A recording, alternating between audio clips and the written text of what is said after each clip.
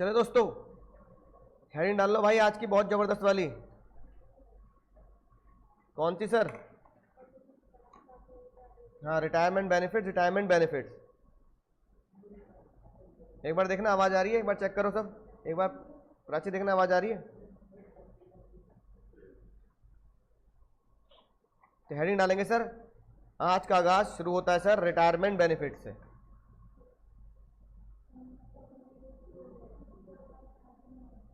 Retirement benefits है। तुम भी ऑनलाइन देखो हुए हैं?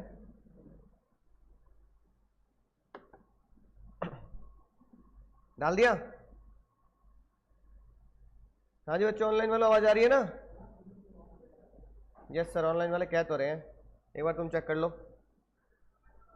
ठीक है ना। तो रिटायरमेंट बेनिफिट आप डाल चुके हैं। अब सबसे पहला रिटायरमेंट बेनिफिट वहीं से शुरू करते हैं जहां पिछली क्लास में हमने छोड़ा था। हम पढ़ रहे थे क्या? Provident fund. क्या पढ़ रहे थे? तो भाई प्रोविडेंट फंड का पैसा जो तुम इन्वेस्टमेंट कर रहे हो, प्रोविडेंट फंड का पैसा जो तुम, है ना बाबू, इन्वेस्टमेंट कर रहे हो, वो पैसा कहां जाएगा? ओ भाई, वो पैसा कहां जाएगा? बोल मत लेना। किसकी जेब में जाएगा वो पैसा? तुम्हारी जेब में जाएगा, लेकिन कब जाएगा? जब भाई बुढ़ापा आ जाएगा। जब क्या आ जाएगा? है ना, क्या आ जाएगा? बुढ़ापा आ जाएगा। ठीक है, तो रिटायरमेंट बेनिफिट्स में पैसा मिलेगा जब आप, हमारे पास क्या हो जाएंगे सर? बुढ़ापे की एज आ जाएगी। यानी अब रिटायरमेंट पे मुझे प्रोविडेंट फंड से जो पैसा मिलेगा उसकी टैक्सेबिलिटी ढूंढनी है, उसकी टैक्सेबिलिटी ध्यान रखनी है। यानी कि ये बात जो बताने जा रहा हूं मैं, कब बताने जा रहा हूं तुम्हें? जब हम क्या हो जाएंगे सर? रिटायर हो जाएंगे। तो रिटायरमेंट पे सारा काम धाम देखना है। ठीक है, रिटायरमेंट पे पहला। ठीक है, किस किस का कंट्रीब्यूशन था बताना जरा? मेरा कंट्रीब्यूशन है ना। किसका कंट्रीब्यूशन? मेरा कंट्रीब्यूशन। और क्या डाला था? और क्या मिलेगा प्रोविडेंट फंड से पैसा? हाँ, अन्नी मेरे कंट्रीब्यूशन पर ब्याज भी। फिर और किसने पैसा डाला मेरे ब्याज पे? तो कंपनी का कंट्रीब्यूशन। और क्या पैसा मिलेगा? Interest on company contribution. ये चार चीजें तो मिलेंगी रिटायरमेंट पे, है ना। ये चार चीजें मिलेंगी मुझे रिटायरमेंट पे। तो बताओ मेरे कंट्रीब्यूशन को अब टैक्सेबल होगा या नहीं होगा? बताओ क्यों नहीं होगा? क्योंकि बेसिक से दे रहे हैं। बिल्कुल सही बात। जब हम बेसिक से दे रहे हैं तो वो बेसिक में क्या है? पहले ऐड था, और जब बेसिक में पहले ऐड था तो बेसिक में क्या हो चुका है? वो टैक्सेबल। तो क्या करेंगे? मेरा कंट्रीब्यूशन मैंने जिंदगी भर रिटायरमेंट से पहले कहां से पे किया था? बेसिक से। तो जिंदगी भर बेसिक पे टैक्स था नहीं था? जिंदगी भर बेसिक टैक्स थी ना। अरे भाई, जब जिंदगी भर बेसिक टैक्स थी, उसी में से मैंने कंट्रीब्यूशन दिया है, तो फिर तो जो जिस अमाउंट पर जिंदगी भर मैं टैक्स देता रहा उस पर दोबारा टैक्स दूंगा। तो इसलिए ताई ने बोला भाई मैं कब ले रही हूं, मैं भी क्या कह रही हूं, मैं भी एग्जाम्प्ट कह रही हूं। इंटरेस्ट ऑन माई कंट्रीब्यूशन बताओ क्या हुआ था? नहीं, उससे कोई मतलब नहीं। इंटरेस्ट ऑन माई कंट्रीब्यूशन, ये मेरे कंट्रीब्यूशन पर जो ब्याज है ना। तो मैंने बात, तो मेरे कंट्रीब्यूशन पर ब्याज, ताई कह रही है भाई तेरे 2.5 तो माफ किए थे, 2.5 तो माफ किए थे। तो ताई ने बोला इंटरेस्ट ऑन माई कंट्रीब्यूशन बुढ़ापे पे क्या करूंगी? टैक्सेबल करूंगी। लेकिन ये किस साइड में टैक्सेबल होगा? अदर सोर्स में, क्योंकि ब्याज किस में जाता है? तो याद रखना किस में टैक्सेबल होगा? अदर सोर्स में। कंपनी का कंट्रीब्यूशन बताओ क्या हुआ? कंपनी का कंट्रीब्यूशन आरपीएफ। बोलो भाई। ये बात करते हैं यूआरपीएफ की बात करते हैं। किसकी बात करते हैं? यूआरपीएफ। क्या लिखना है ना? यूआरपीएफ। जिंदगी भर क्या था? Not taxable. अब क्या होगा? तो ताई ने बोला जिंदगी भर तेरा यूआरपीएफ माफ किया था, अब क्या करूंगी? टैक्सेबल करूंगी। Interest on interest on company contribution, ये भी क्या होगा, जिंदगी भर क्या था, माफ, अब क्या होगा, टैक्सेबल। ये किस हेड में जाएगा, अदर सोर्स सैलरी, सैलरी। बुढ़ापे में ये किस हेड में जाएगा, other source salary, other source. गलत जवाब, क्योंकि ये ब्याज किसकी वजह से मिला था, कंपनी की वजह से, और ये ब्याज किसकी वजह से मिल रहा है, मेरी वजह से, है ना। ये ब्याज किसकी वजह से मिला था, कंपनी की वजह से, और ये ब्याज किसकी वजह से मिल रहा है, मेरी वजह से। इसलिए जो मेरी वजह से चीजें मिल रही है वो अदर सोर्स में, जो कंपनी की वजह से मिल रही है वो सैलरी हेड में।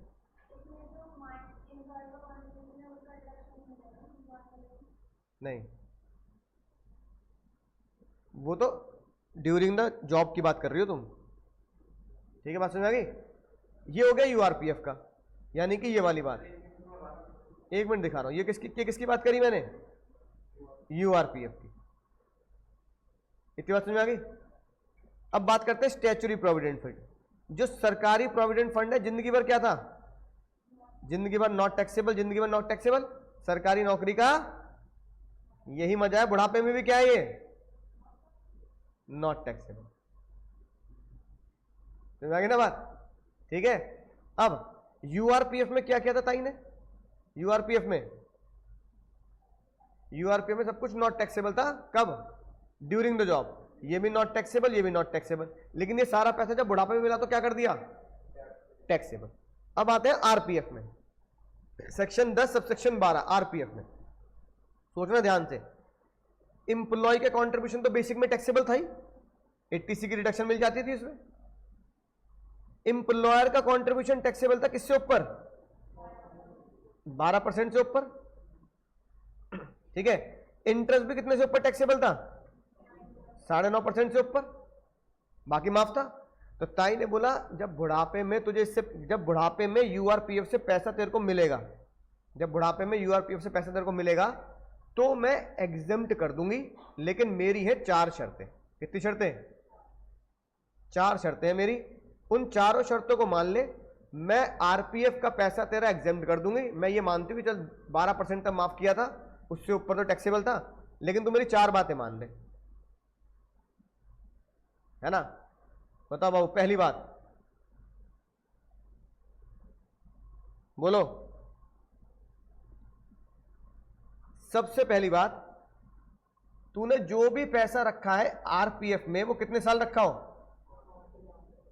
अगर आरपीएफ का पैसा 5 या 5 साल से ज्यादा है और उसके बाद बुढ़ापे में विड्रॉ हो रहा है, उसके बाद बुढ़ापे में विड्रॉ हो रहा है तो क्या होगा, एग्जेम्प्ट, ठीक है। यानी किसी भी आरपीएफ में अगर तुम पैसा डालो तो कितने साल तक डालना मिनिमम, एक ऐसे सोचे ना 5 साल की एफडी करा ली और 5 साल के बाद निकालोगे तो एग्जेम्प्ट होगा। अगला सवाल आता है, अगर मैं 5 साल से पहले निकालूं तो टैक्सेबल होगा, लेकिन 5 साल से पहले अगर मैं इन 3 चीजों के लिए निकालता हूं तो क्या होगा, नॉट टैक्सेबल। पहला, अगर जान पे बात बनाई तो नौबत हॉस्पिटल से निकल, अल्लाह को प्यारा होने की नौबत आ रही है, हॉस्पिटल वाले कह रहे हैं भाई बिल भरना पड़ेगा, तुम कह रहे हो बिल नहीं दे सकता, 5 साल बाद दूंगा, पीएफ से पैसा निकालना है। तो मैंने पहले बोला ताई मरने वालों से पैसे, ताई ने बोला अरे 5 साल के अंदर पैसे निकाल ले, मैं कब मना कर रही हूं, लेकिन कब निकालेगा 5 साल के अंदर पैसा, जब, हाँ, जब बीमारी की नौबत आए और पैसे की जरूरत हो। दूसरा, 5 साल के अंदर पैसा निकाल ले जिसमें तेरी गलती ना हो, यानी कंपनी बिजनेस ही क्या कर रही है, बिजनेस ही बंद कर रही है। या फिर 5 साल के अंदर पैसा तब निकालना है जब तुम इनकम टैक्स ऑफिसर को यह प्रूफ कर दे कि पैसा निकालना मेरी मजबूरी है, मेरे कंट्रोल से बाहर है, इसलिए मुझे पैसा निकालना पड़ रहा है। ऐसा कब हो सकता है, शादी है, कंट्रोल से बाहर है, करनी पड़ेगी। तो फिर ऐसी कौन चीज है ताई को तुम बता दोगे कंट्रोल से बाहर चलेगी, जैसे कि बीमारी वाली बात तो यहां ऊपर लिख दी ताई ने, कहां चला गया, ताई कह रही इसलिए पीएफ से पैसा निकालेगा, तो वो आ तो गया ऊपर इल हेल्थ, एम्प्लॉय जिल है तो उसकी फैमिली भी मान ही लेते हैं। अरे मान लो भाई फॉर एग्जांपल कि पैसे निकालने की मजबूरी, इसलिए कह रहा हूं कि भाई मजबूरी इसलिए कि मान लो तुम परमानेंट विदेश देश छोड़ के जा रहे हो, तो मजबूरी है, कंट्रोल से बाहर है, मैं पैसा निकाल के बाहर आऊंगा, है ना, कि अब मैं देश छोड़ के जा रहा हूं, या मेरी कंपनी परमानेंट क्या कर रही है, मुझे विदेश भेज रही है। तो ऐसी कोई भी मजबूरी दिखानी है जो तुम्हारे बियॉन्ड कंट्रोल हो। हाँ, शादी भी हो सकता है, बालक होगा ये भी हो सकता है, पर ये बात किसको प्रूफ करनी है? हाँ, ताई को, इनकम टैक्स ऑफिसर को प्रूफ करनी है, सर ये मेरे लिए बियॉन्ड कंट्रोल है। आपके लिए नहीं लगता होगा बियॉन्ड कंट्रोल, लेकिन मेरे लिए बियॉन्ड कंट्रोल है। ताई कह रही ये वाला मैटर क्या है, मैटर ऑफ फैक्ट है, तुम्हें प्रूफ करनी पड़ेगी ये बात, और हम मानेंगे अपनी मर्जी से कि एक बियॉन्ड कंट्रोल है या नहीं है। बियॉन्ड कंट्रोल है तो पैसा निकाल लेना, कोई दिक्कत नहीं।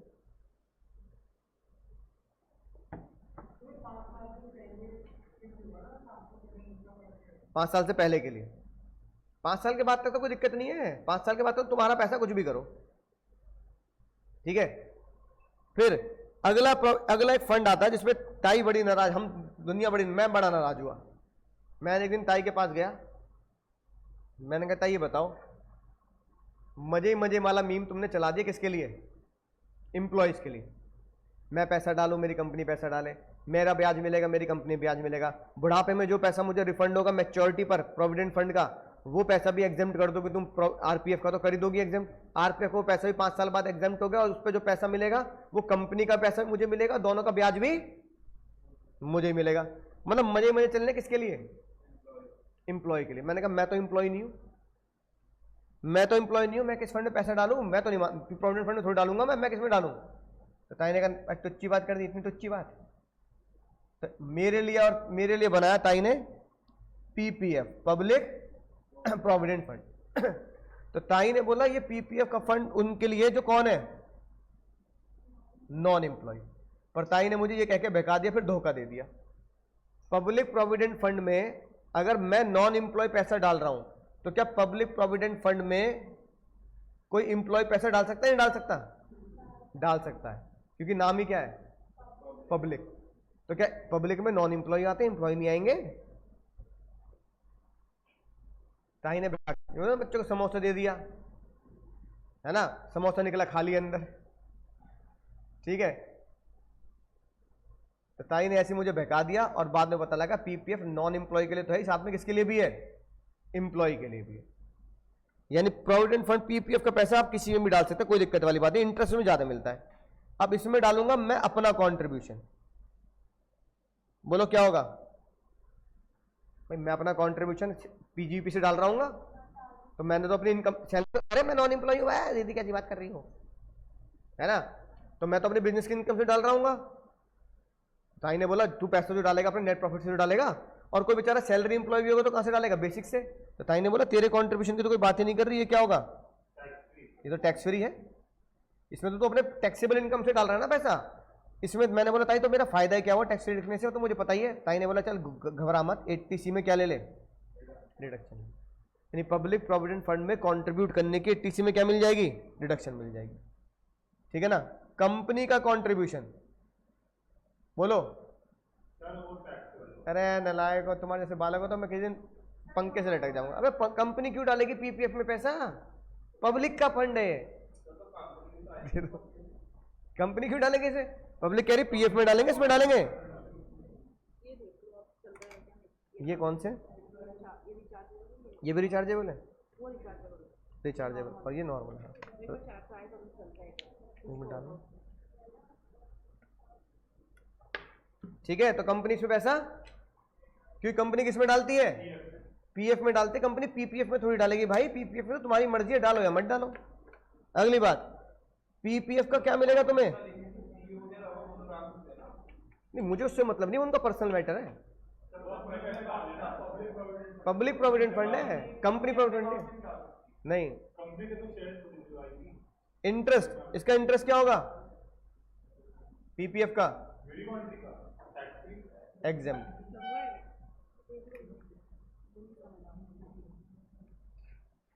दो बैठ चलेगा, थोड़ी देर चलेगा।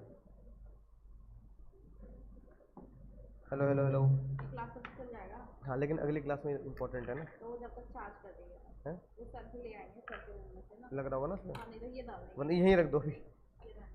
ये नॉन रिचार्जेबल है, ठीक है अभी चला लेता हूँ इसको, इमरजेंसी के लिए रख लेता हूँ।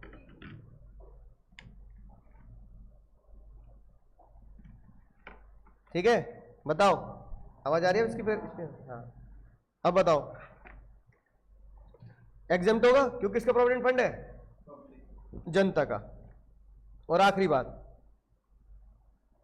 इस पे जो इसकी जो मैच्योरिटी आएगी पीपीएफ पे क्या मिलेगी मुझे, मैच्योरिटी पे जो पैसा मुझे मिलेगा वो भी एग्जेम्प्ट है। तो इसको बहु पता क्या बोलते हैं, इसको बोलते हैं ई स्कीम। ताई से क्या नाम देती है, ट्रिपल ई स्कीम। ई मतलब जब तुमने इन्वेस्टमेंट किया तो भी तुम्हारा एग्जामिशन की तरह किया। अब तुम बोलोगे एग्जामिशन कैसे कर दिया, मेरी टैक्सेबल इनकम में से पैसा गया है, ताई कह रही है तो 80C में घटा नहीं रहा, क्या घटा रहा है ना, मैंने अपनी टैक्सेबल इनकम में से 50,000 रुपए पीपीएफ में डाले और 50,000 रुपए मुझे क्या मिल गई, डिडक्शन, तो एग्जामिशन के बराबरी तो हो गए। फिर ताई ने बोला दूसरा ही क्या होता है, इस पे जो तो इनकम एक्रूड करेगा कमाएगा वो भी क्या कर दी मैंने एग्जेम्प्ट। फिर ये दोनों ही पैसा मैच्योरिटी भी मतलब कंट्रीब्यूशन भी और मैच्योरिटी पर इंटरेस्ट, ये दोनों ही पैसा मैच्योरिटी पर मिलेगा तो भी क्या होगा एग्जेम्प्ट। यानी जिंदगी भर पैसा डाला 80C में घटाया, जिंदगी भर उस पर ब्याज मिला वो माफ किया, मैच्योरिटी पर जो मैच्योरिटी अमाउंट मिला वो भी माफ किया। इस स्कीम को बोलते हैं ट्रिपल ई स्कीम। अब ताई ने बोला देख भाई भेदभाव नहीं कर रही मैं, अब मैंने इसका नाम पीपीएफ रखा है तो पीपीएफ में नॉन एम्प्लॉय तो डाल ही सकता है, एम्प्लॉय का मन करे वो भी डाल सकता है। भाई तुमने अपने पीएफ में पैसा डलवाया, तुम्हारे पास और पैसे एक्स्ट्रा है, तुमने कहा पीएफ में भी पैसा डलवाता हूं और साथ में अपनी मर्जी से, बोलो रे साथ में अपनी मर्जी से पीपीएफ में भी डालना चाहता हूं, तो तुमने डबल मजे नहीं ट्रिपल चौपल मजे ले लिए तुमने। पीएफ में मजा लिया, आरपीएफ में मजा लिया, आरपीएफ में मजा लिया, आरपीएफ के साथ साथ पीपीएफ में मजा ले लिया। पर एक बात ध्यान रखना, आरपीएफ में कंपनी पैसा डालती है, पीपीएफ में कोई कंपनी पैसा नहीं डालती। नोट कर लिया। तो ये कहां दे रखा है मैंने, ये दे रखा मैंने, तो public provident fund, reduction not taxable, fully exempt, बुढ़ापे में भी फुल्ली एग्जेम्प्ट। तो ये था तुम्हारा है ये यूआरपीएफ, ठीक है। तो तीनों फंड के हमने बुढ़ापे पढ़ लिए, एसपीएफ बुढ़ापा माफ, आरपीएफ बुढ़ापा माफ अगर वो तीन कंडीशन पूरी है तो, है ना, यूआरपीएफ बुढ़ापा टैक्सेबल और पीपीएफ बुढ़ापा माफ, राइट। अब बुढ़ापे में मुझे क्या मिल गया, प्रोविडेंट फंड। अब चलते हैं अगले बुढ़ापे की तरफ। बुढ़ापे का सहारा, बुढ़ापे का सहारा बोलो क्या होता है बुढ़ापे का सहारा। बुढ़ापे के सहारे दो होते हैं, एक तो पेंशन है ना, और एक बाबू ग्रेच्युटी, पेंशन और, अब बताओ भैया ग्रेच्युटी क्या होता है, नहीं कभी तो हाँ, कभी तो अपनी नानी दादी के तो गए होंगे, अगर चलो दादी के साथ रहते तो नानी के गए होंगे, है ना। तो जब नानी दादी के जाते हैं तो वहां एक फायदा होता है जाने का, क्या, हाँ हाँ, अरे प्यार व्यार कोई मोल नहीं आज की दुनिया में, ठीक है ना। प्यार तो तू अपनी एक्स से भी करता था भाई, कोई मोल दिया उसने आज तक, क्लास और छुड़वा दी, दोबारा आना पड़ रहा है, ये मोल दिया उसने, हंस रहा है देख लो, सच्चाई पे तो हंसी आती है। यही इनकम टैक्स पहले पढ़ चुका है लेकिन उसके चक्कर में खोपड़ी में नहीं गया। जब उसने इसकी खोपड़ी फ्राई कर दी तभी समझ में आया कि भाई पढ़ना ज्यादा जरूरी है, तभी हाँ, तो अब दोबारा आ रहा बैच में, तो मेरा बस चले ना, पूरी फीस ली जाए इससे, तो पूरी फीस दोबारा की। तो बुढ़ापे में प्यार की बात कर रहा है बताओ। तो क्या ही कह रही है कि जब अपने जब दादा दादी के घर जाते हैं तो वो बात अलग है, नानी के घर जाएंगे मोटे होके आएंगे गाना अलग गाते हैं, लेकिन भाई जब नानी के घर से आते हैं तो मोटे होने के साथ साथ क्या मिलता है। तो बताओ नानी लिफाफा क्यों देती है, नहीं, नानी लिफाफा इसलिए देती है कि तुमने नानी के घर में कोई भी, है ना, हाँ खुराफात नहीं करी, पता लगा नानी के घर के शीशे फोड़ दिए, पड़ोसी घर में आग लगा दी, तो नानी को पूरा यकीन था खतरनाक बालक है ना। तो नानी ने बोला भाई बड़ी मुश्किल से 10-15 के दिन गुजारे इनने, बला टली, बहुत ही खतरनाक बच्चे हैं। तो नानी ने बोला कि भाई बस बला टालने के क्या कर लेते हैं, हाँ तो नानी इसलिए दे रही है पैसे कि नानी के घर में तुमने ऐसा कोई खतरनाक कांड नहीं किया कि नानी के नानी के सर में दर्द हो जाए, ठीक है, राइट। ना कोई तुमने शिकायत करी, ना किसी के घर में तोड़फोड़ करी। ऐसी कंपनी भी कहती है तुमने पूरी जिंदगी भर ईमानदारी से जॉब करी, कोई तोड़फोड़ नहीं, कोई दंगे में तुम्हारा हाथ नहीं, किसी से कोई लड़ाई झगड़ा नहीं, कोई पुलिस केस नहीं, कोई कंपनी का कोई नुकसान नहीं। तो कंपनी तुम्हारी इतनी ईमानदारी से काम करने के लिए तुम्हें ग्रेटिट्यूड पे करना चाहती है। क्या पे करना चाहती है? तो ग्रेटिट्यूड समझ गया ना, सम्मान। उस ग्रेटिट्यूड का नाम रखा गया ग्रेच्युटी। ग्रेच्युटी वर्ड जो डिराइव हुआ किससे डिराइव हुआ? ग्रेटिट्यूड से। तो अब ग्रेटिट्यूड का मतलब ये थोड़ी कि मोमेंटो दे दो, मोमेंटो दे दिया, ताली बज रही है, एम्प्लॉय कह रहा है भाई चलो ठीक है मोमेंटो दे दिया, पर कुछ पैसा भी तो मिलना चाहिए। तो ताई क्या कहती है? ताई कहती है भाई देख पैसा जो मिल रहा है ग्रेच्युटी में वो रिटायरमेंट बेनिफिट का मिल रहा है। अब वो रिटायरमेंट बेनिफिट का मिल रहा है तो या तो वो पैसा मिलेगा गवर्नमेंट एम्प्लॉय को, और सरकारी नौकरी के तुम्हें पता है मजे ही मजे हैं, तो गवर्नमेंट एम्प्लॉय को जो ग्रेच्युटी मिलेगी वो क्या होगी? इसलिए भाई गवर्नमेंट जॉब के पेपर देने चाहिए,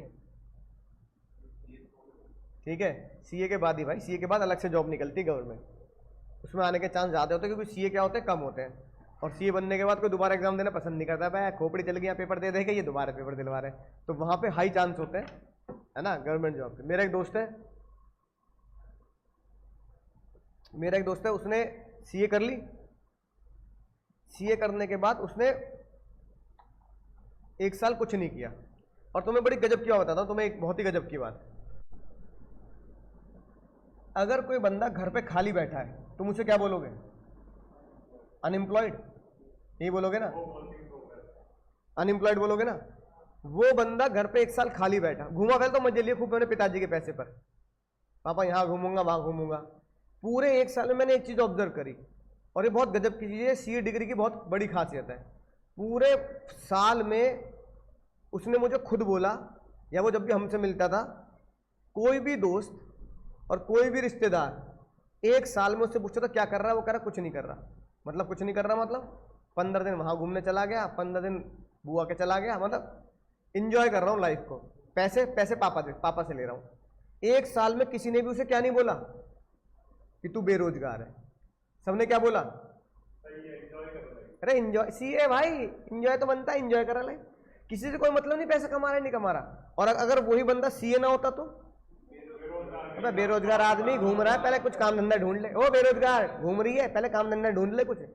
कभी तुझे पैसे चाहिए गोवा जाने के, मनाली जाने के, कश्मीर जाने के, है कि नहीं बात? समझ रहे हो? 1 साल तक उसने पापा के पैसे खर्च करे, कम से कम 2-3 लाख रुपए।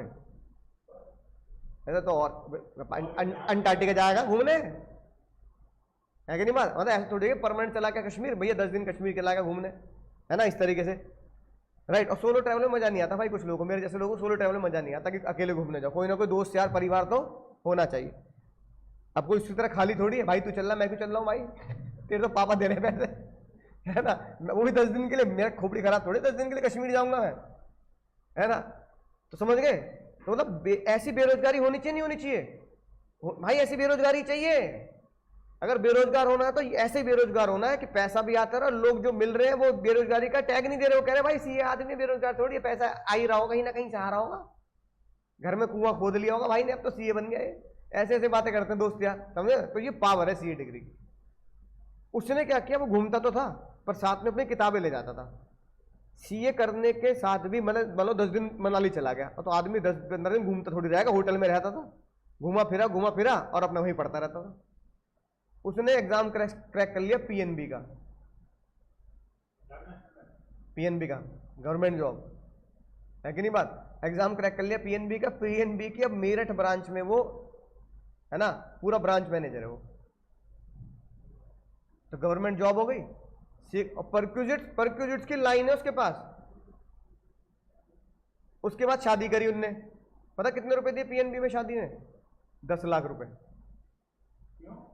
पीएनबी की पॉलिसी है, अगर कोई सीए लेवल का बंदा होगा तो शादी में 10 लाख के गिफ्ट देने, फर्नीचर से लेके पूरे घर के डेकोरेट करा दिया पीएनबी में उसका,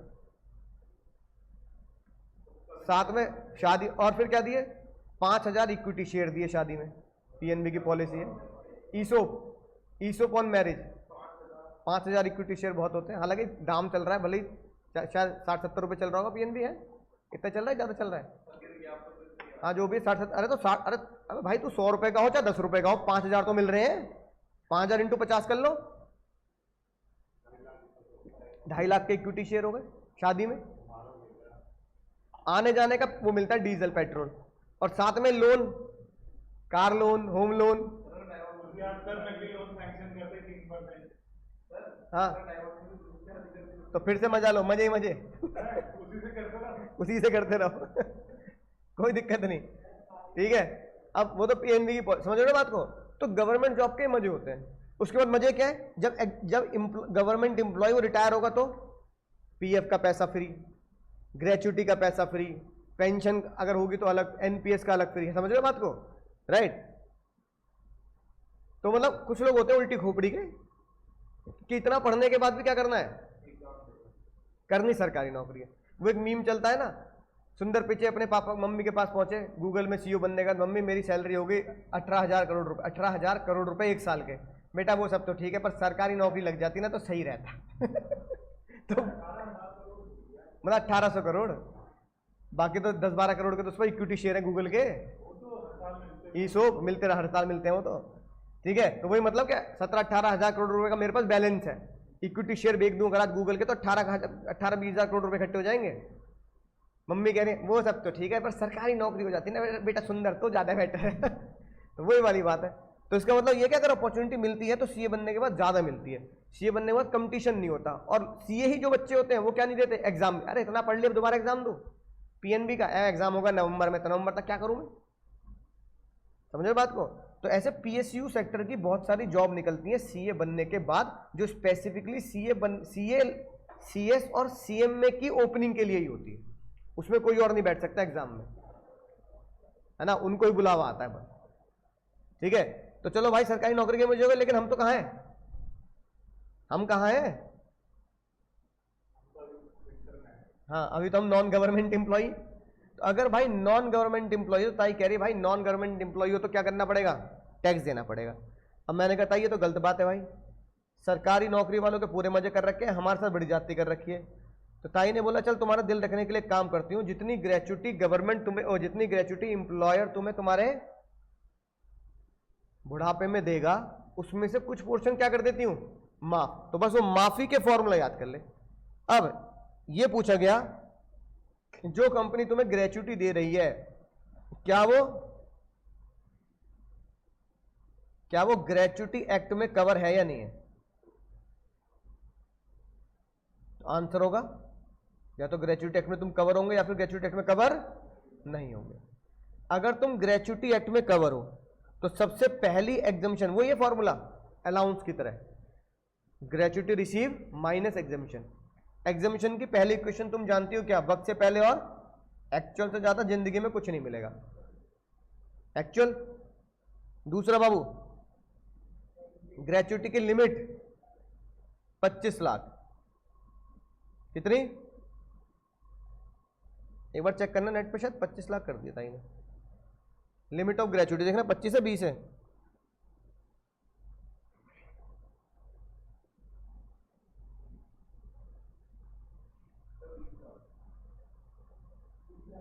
बीस लाख आ रही है। अच्छा 25 दूसरे की होगी ना,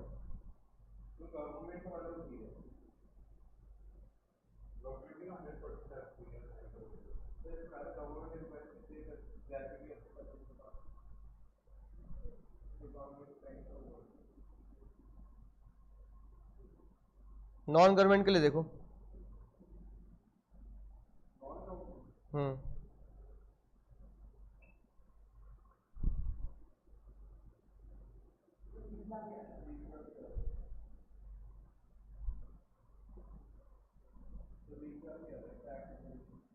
एक बार जो नई वाली बुक है ना तुम्हारे पास, नई वाली है, उसमें देखना कितना लिखा है, 20 लाख लिखा है, ठीक है।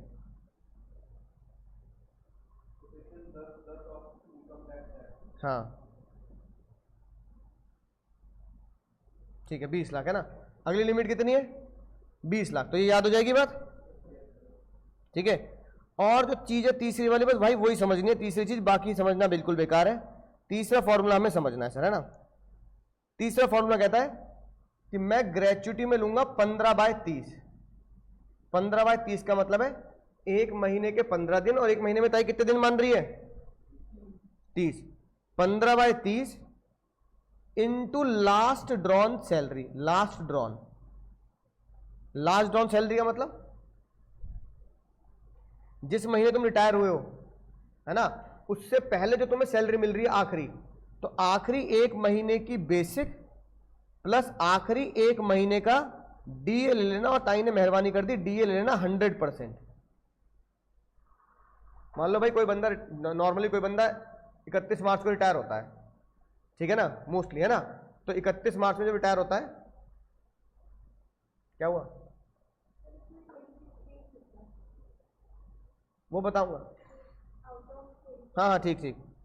15/26। हाँ 15/26 एक महीने में कितने दिन? यहाँ 26 माने, है ना। Last drawn salary, last drawn का मतलब जिस महीने तुम रिटायर हुए हो उस महीने की बेसिक लेना, उस महीने का डीए लेना, और उससे मल्टीप्लाई कर देना जितना जीवन भर तुमने जॉब करी, नंबर ऑफ ईयर। इसमें से जो लेस होगा उसकी क्या मिल जाएगी? एग्जम्पशन मिल जाएगी। ठीक है, समझा के बात? बोलो। यानी कि ये क्वेश्चन में दिया गया होगा, ये तुम्हें याद है, 15/26 ये क्वेश्चन में दिया गया होगा, और ये तुम्हें बस कैलकुलेट करना है। इसका मतलब पूरी सैलरी एड में अगर तुम देखो तो कोई कैलकुलेशन की जाती है तो किसमें की जाती है? सैलरी के मसालों में, बस, बाकी कुछ नहीं करना, सैलरी के मसाले कैलकुलेट किए जाते हैं। अच्छा सर, अगर मैं ग्रेच्युटी एक्ट में कवर नहीं हूं तो देवा रे देवा, तो क्या होगा? तो मैं पहला सेम एक्चुअल, दूसरा सेम 20 लाख, तीसरा सेम कितना? 15/26 की जगह 15/30। अच्छा, इन दोनों में डिफरेंस क्यों किया? 15/26 में कितनी माफी मिलेगी? 57%। और 15/30 में कितनी माफी मिलेगी? 50%। तो जो ग्रेच्युटी एक्ट में कवर है उसको माफी ज्यादा दी गई, है ना। इनटू लास्ट ड्रॉन की जगह यहां लिखा एवरेज सैलरी। एवरेज सैलरी 10 महीने की, अभी देखेंगे कैसे कैलकुलेट करते हैं। और इनटू यहां लिखा नंबर ऑफ ईयर, जितने महीने तुमने जॉब करी।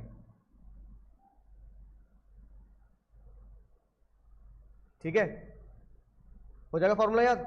Actual actual same, 20/20 same, 15/26 last drawn, इधर 15/26 एवरेज सैलरी, 15/26 लास्ट ड्रॉन, इधर 15/26। देखना उधर मुझे एसी चल नहीं रहा, ऑन कर देना नीचे से एसी। नीचे से ऑन है? इतनी गर्मी क्यों हो रही है?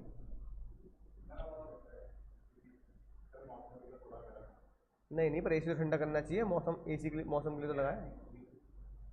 ठीक है, चेक कराना पड़ेगा। अब अगली बात, अगर किसी बंदे ने क्वेश्चन में लिखा है जॉब करी है 30 साल 11 महीने, बताओ तो कितने साल ले लें? नंबर ऑफ ईयर तो राउंड ऑफ लेना है ना, नंबर ऑफ ईयर तो लेना है ना, तो कितने साल लो? 30 साल या 31 साल? बोलो। अब देखो, अगर तुम कवर हो तो कवर में राउंड ऑफ कर दें, कितना ले लेंगे? अगर तुम नॉट कवर्ड हो तो नॉट कवर्ड में यहां कितना लेंगे? नॉट कवर्ड को सजा देनी है कि तू ग्रेच्युटी एक्ट में कवर क्यों नहीं। अगली बात, अगर कोई बंदा जॉब कर रहा है 30 साल 7 महीने, तो 31 और ये 30। अगर कोई जॉब कर रहा है 30 साल 5 महीने, तो ये 30 और ये भी 30। तो 31 कब करना है कवर्ड में? जब वो 6 का हो जाए। अच्छा, अगर मैं लिख दूं एग्जैक्टली 30 साल 6 महीने, अब नहीं, 30 साल 6 महीने एक दिन पे 31 होगा, वरना 30 होगा। अच्छा, मैं लिख दूं 30 साल 6 महीने एक दिन, अब 31 और ये 30 रहेगा।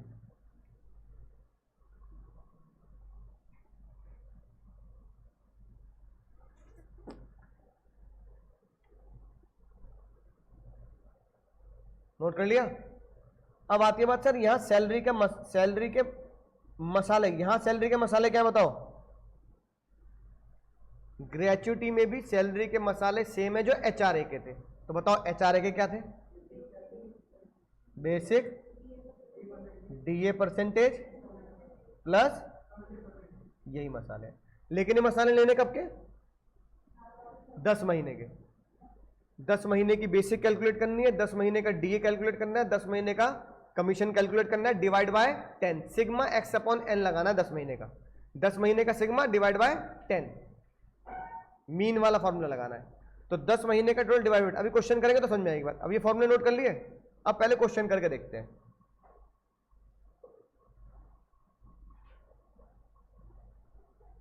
आ जाओ भाई,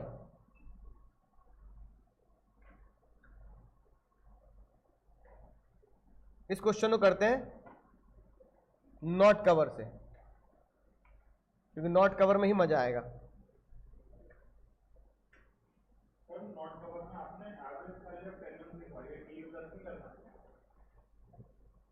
लिखवाया तो बेसिक डी कमीशन एचआरए वाला। नॉट कवर में सैलरी का मतलब एचआरए वाला, कवर में सैलरी का मतलब 1 महीने की बेसिक, 1 महीने का डीए 100%। अभी करा रहा हूं 29।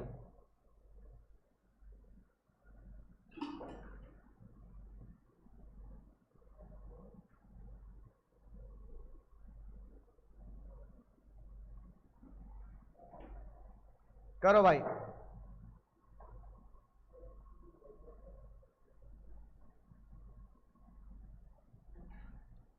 अच्छा इसमें एक चीज और लिख लो, मेडिकल अलाउंस 500 रुपए।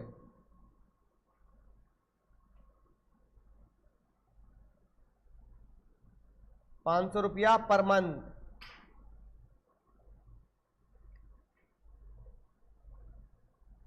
बेसिक बोलो इस भाई की, सलीम भैया की बेसिक बोलो, सलीम भाई की नहीं, बिजली सॉरी, बिजली की बेसिक बोल लो भाई।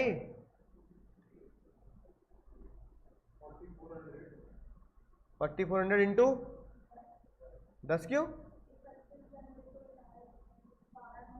तो 12 महीने की बेसिक नहीं दोगे? और क्या, और क्या फुल कह रहे हैं देखो बच्चे। अरे एवरेज अटेनमेंट तो वर्किंग नोट में है भाई, क्या बात कर रहे हो?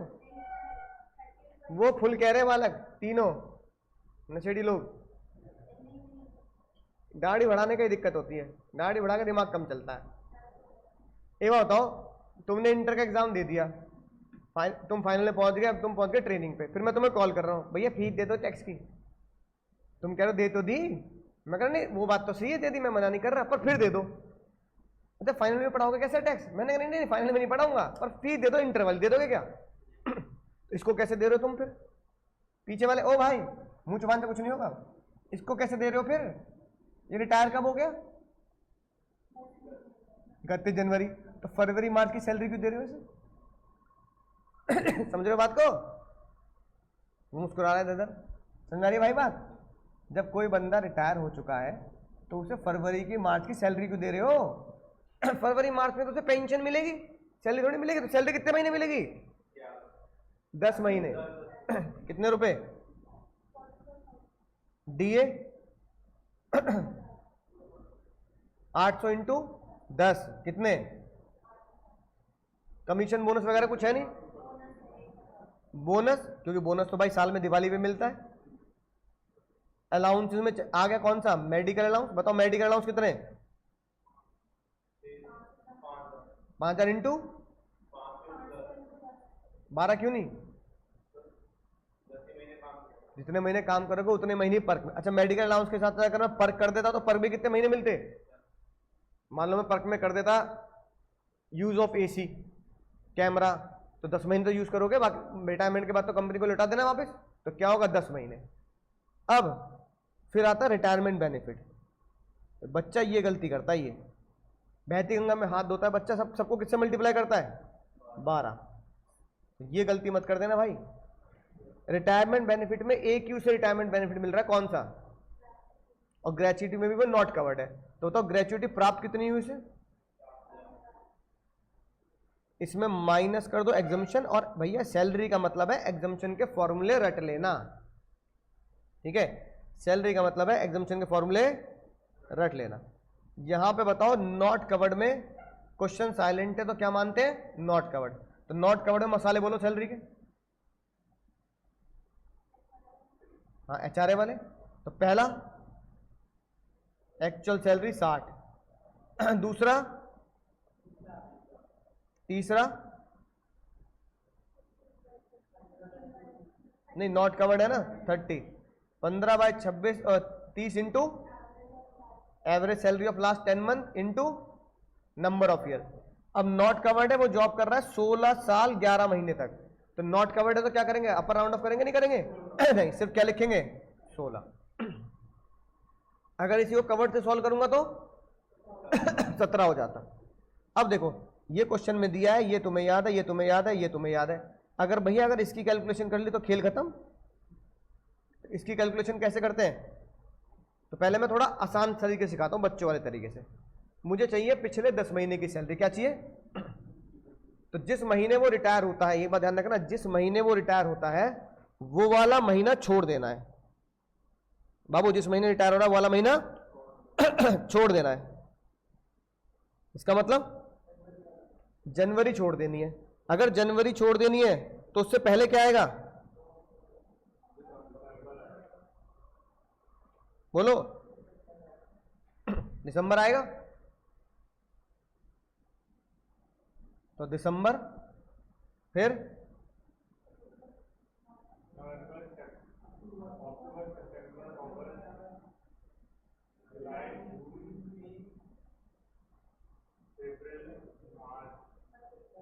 बस अप्रैल तक, या मार्च भी आएगा, हो गए 10। दिसंबर में सैलरी कितनी थी बेसिक, 4400, पूरे 10 महीने 4400 रही, तो 4400 इंटू 10, नहीं 10 महीने लेने, 1 2 3 4 5 6 7 8 9, तो मार्च भी आएगा ना। पिछले 10 महीने लेने हैं बस हमें, इसमें फाइनेंशियली नहीं देखते, पिछले 10 महीने बाद पिछले 10 महीने। डीए कितना था 800, बुढ़ापे की परसेंटेज इसमें कितनी दे रखी है। अच्छा अगली बात ये बताओ, अगर किसी क्वेश्चन में बुढ़ापे की परसेंटेज नहीं दे रखी तो कितनी माने, या तो 0 मानोगे या 100 मानोगे। अब इसका लॉजिक बता देता हूं, अगर मैं निकाल रहा हूं एग्जामिशन तो 0 माननी चाहिए 100 माननी चाहिए, 100। क्यों, अगर मैं यहां पे 100 लिख दूंगा तो इस बच्चे की इस बार की एग्जामिशन नहीं बढ़ जाएगी एम्प्लॉय की, और अगर मैं 0 लिख दूंगा तो उसकी एग्जामिशन कितनी रह जाएगी, कम रह जाएगी। अच्छा अगर मैं निकाल रहा हूं टैक्सेबल अमाउंट, जैसे RPF, basic plus DA percentage plus commission any, तो जब मैं आरपीएफ में निकालता हूं तो पूरी इक्वेशन सॉल्व करके क्या निकलता है, टैक्सेबल अमाउंट।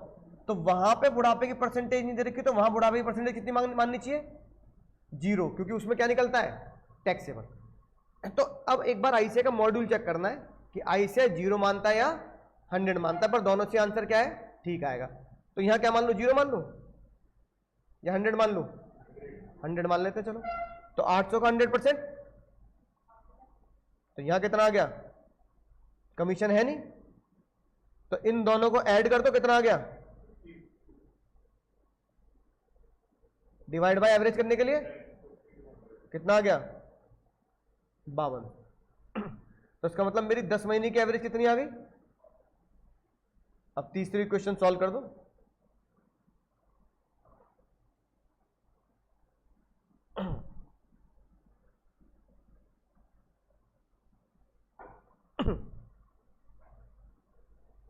बोलो रे,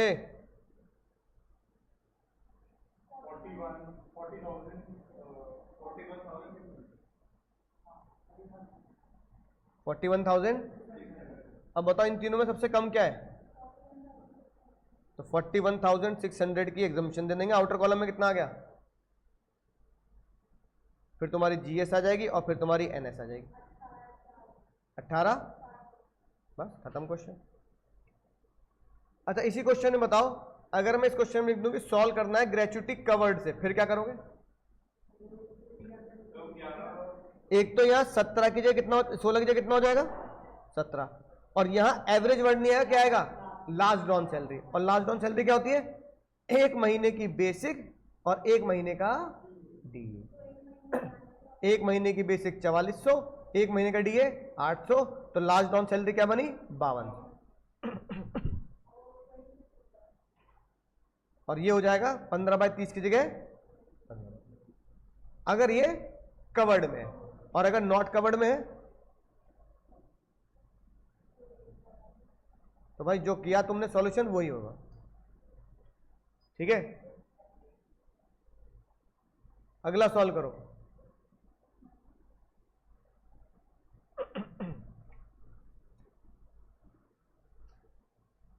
सलीम भाई कुछ कह रहे हैं, सलीम भाई।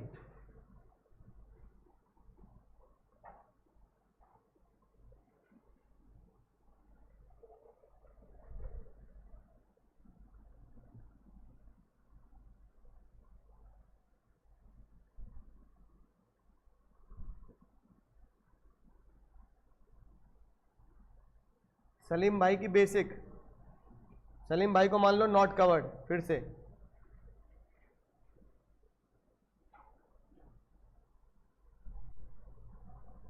बेसिक कितनी लूं?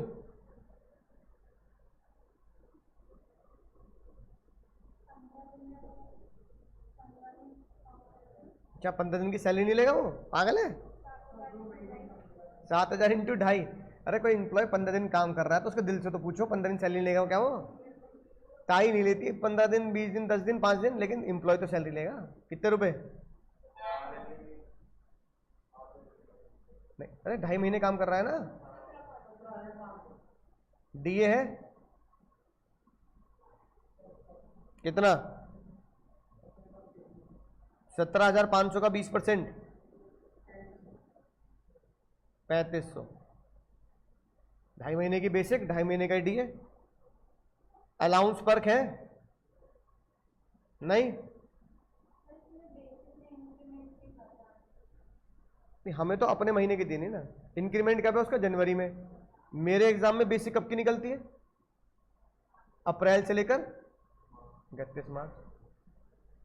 भाई समझ नहीं रहे, मैं उसके लिए कौन सा ईयर निकाल रहा हूं? मेरे एग्जाम का ईयर, और उसकी बढ़ कब रही है? With effect from January. अब जब मैं अप्रैल में खड़ा हूं तो जो बीत गया जनवरी उससे बढ़ रही है। अप्रैल में मैंने जॉब करी, मई में मैंने जॉब करी और जून में 15 दिन जॉब करी, तो बेसिक तो मुझे 2.5 महीने की मिलेगी, डीए मुझे 2.5 महीने का मिलेगा। अब जो बेसिक और डीए मुझे 2.5 महीने का मिल रहा है वो मिल रहा है जो मेरी जनवरी में बढ़ गया था। बढ़ा हुआ ही तो अमाउंट है भाई। वो कह रहा है उसको मिल रही है बेसिक कितनी? 7,000, जिसमें उसकी सैलरी कितनी हो गई थी? 5,000 से बढ़ गई थी जनवरी में। अरे जनवरी में बढ़ गई थी, अब जो मिल रही है वो तो बढ़ी मिल रही होगी ना। समझ रहे हो ट्रिक क्वेश्चन की? अगला बताओ। सीधा रिटायरमेंट बेनिफिट है, अलाउंस पर है नहीं।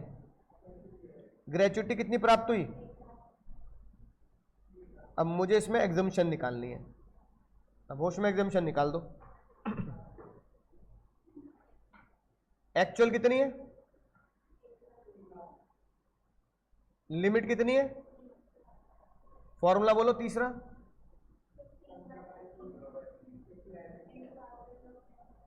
इनटू नंबर ऑफ कितने? 10। अगर मैंने एवरेज निकाल दिया तो काम चल जाएगा। अगर मैंने एवरेज निकाल दिया तो काम चल जाएगा। अब एवरेज निकालने के लिए पीछे 10 महीने का डेटा लेना है। अब पीछे 10 महीने में क्या है? रिटायर कब हो रहा है? तो जून, जिस महीने रिटायर हो रहा है वो छोड़ दो, जिस महीने रिटायर हो रहा है वो छोड़ दो। अब क्या लूंगा? मई, फिर अप्रैल, मार्च,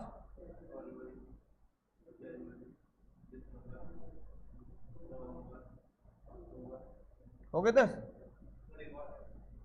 अगस्त, मई की बेसिक, फिर DA percentage plus commission percentage. मई में बेसिक कितनी थी? अप्रैल में, उससे पहले फरवरी में, जनवरी में सबसे खतरनाक बात है इस क्वेश्चन की, दिसंबर में कितनी थी? नहीं, दिसंबर में अगर हो भाई, दिसंबर में इसकी रही होगी 6,500। 6,500 रहने के बाद कितनी बढ़ी होगी? 500 रुपए बढ़ी होगी जनवरी में, और 500 रुपए बढ़ के इसकी बेसिक सैलरी अप्रैल में कितनी पहुंची होगी? 7,000। यानी कि कह रहे हैं ना, at the time of retirement, retirement के टाइम पे उसकी बेसिक सैलरी कितनी थी? 7। जब रिटायरमेंट पे उसकी बेसिक सैलरी 7 थी तो दिसंबर में कितनी रही होगी? 6500। दिसंबर में 6500 रही होगी, तभी तो वो जनवरी में 500 से बढ़ी होगी, और जनवरी में 500 से बढ़ के तभी तो रिटायरमेंट में वो 7 ले रहा होगा। तो इसका मतलब दिसंबर में कितने ले रहा है वो? 6500। तो इसका मतलब बेसिक बोलना, टोटल कितनी आ गई बेसिक 10 महीने का? 7,000 इंटू 5 और 6500 इंटू 5,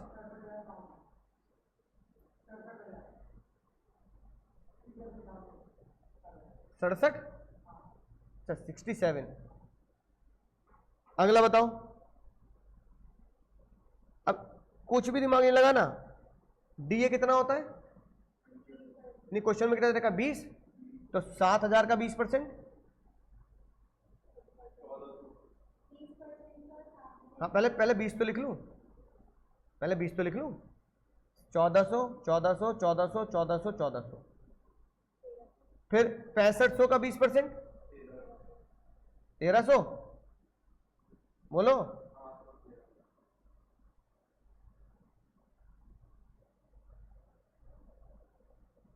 तो 1300, 1300, 1300, 1300, 1300, 1300। बुढ़ापे की परसेंटेज, क्वेश्चन में बुढ़ापे की परसेंटेज कितनी है? 60। तो सबका 60%, 1300 का भी 60%। तो अब तुम मुझे बता सकते हो 1400 का 60% इंटू 5, 1300 का 60% इंटू 5, ये आना चाहिए 5760। कमीशन है नहीं, तो इन दोनों को प्लस करके कितना आया टोटल?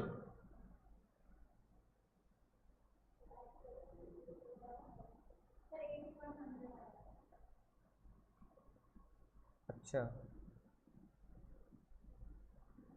8100। तो दोनों का टोटल कितना आ गया? 75,600। इससे कितने डिवाइड कर दूंगा? 10। कितना आ गया एवरेज? अब इस 7560 को यहां रख दो और मुझे तीसरी इक्वेशन का आंसर बता दो।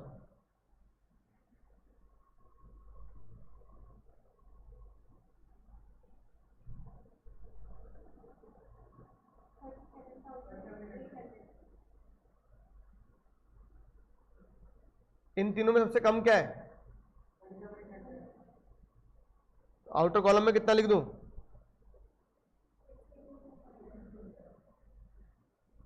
बस फिर जीएस आ जाएगी और एनएस आ जाएगी।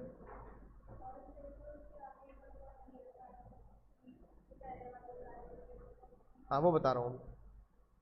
एक चीज, हाँ एक चीज में और ऐड करेंगे, सुनो अभी, सुनो, रुक जाओ, अभी रुक जाओ। अब इसमें तुमने एक चीज नहीं पूछी कि ये पहले भी एक कंपनी में जॉब करता था, जिस कंपनी में इसको 3 लाख की एग्जामिनेशन ऑलरेडी मिल चुकी है। ये कौन पूछेगा सवाल? ताई आएगी पूछने, इसका क्या करेंगे? ये मैंने ताई को बोला, मैंने कहा ताई ये क्या चक्कर है, एक बंदा पहले भी कहीं और जॉब करता था और वहां भी एग्जामिनेशन का मजा ले चुका है, और ये दूसरी कंपनी है।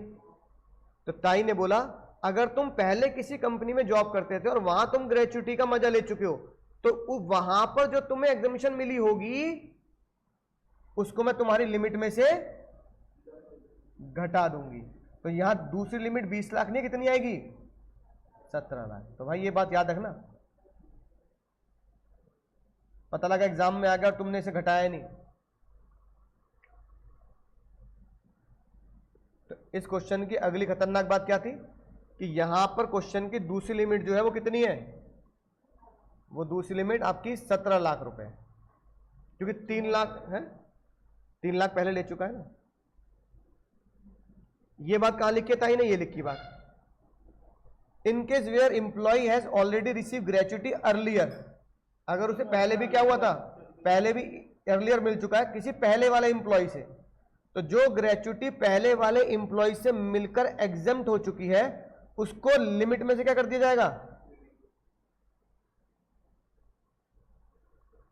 तो पहले वाले से कितनी मिली थी 3, उसे घटा दी।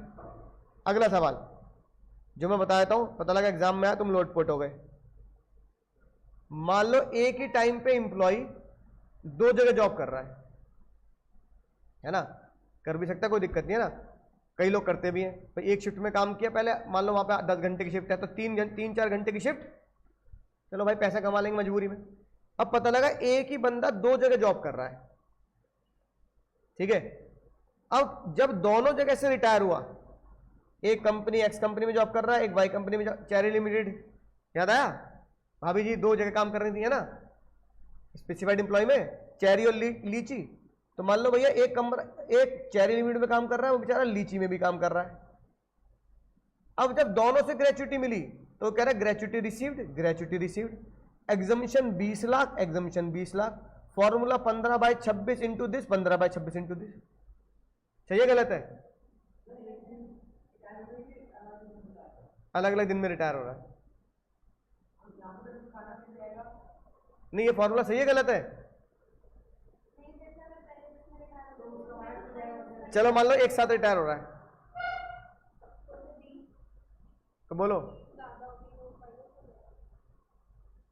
नहीं।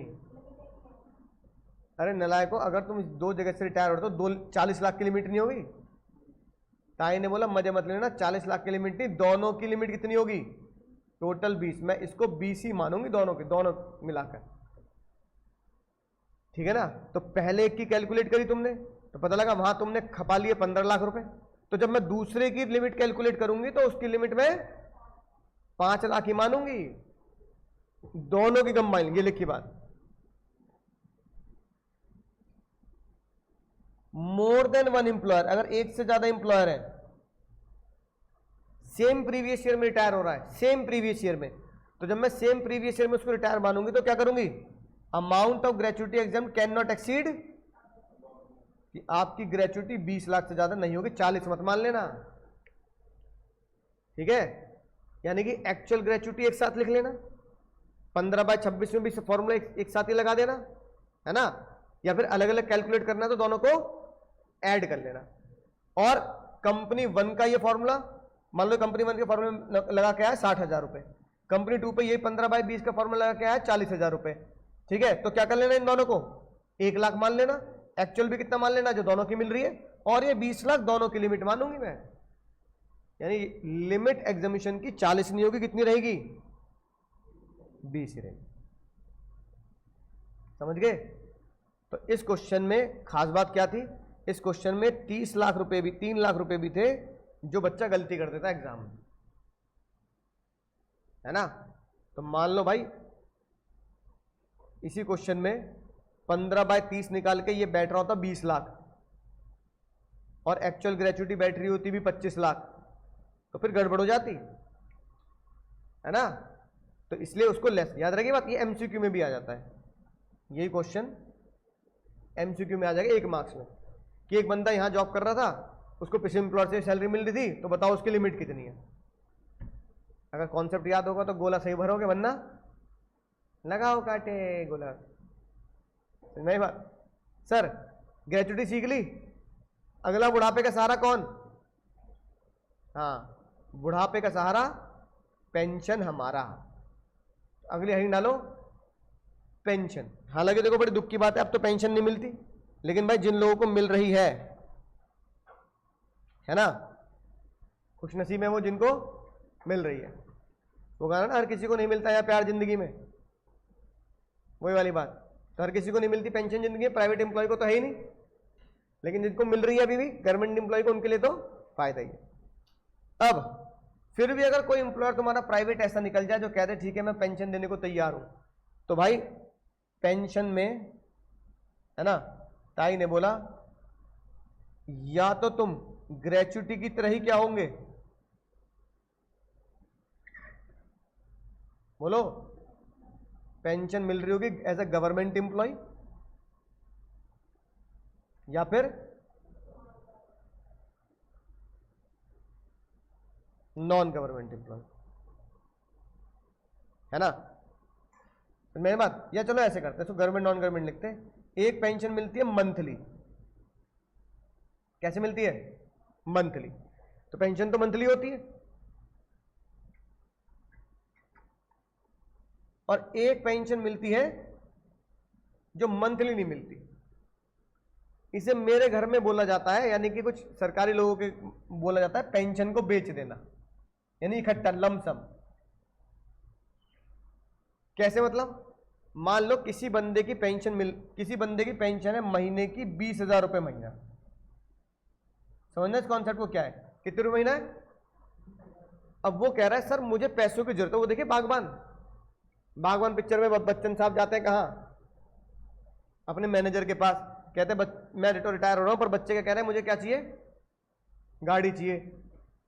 तो वो कहता है बैंक का मैनेजर, वैसे तो आप खुद ही बैंक में काम कर चुके हो, लेकिन फिर भी एक बात ध्यान रखना, अगर आपने गाड़ी के लिए पैसा विड्रॉ कर लिया तो फिर आपके पास कुछ पैसा बचेगा नहीं।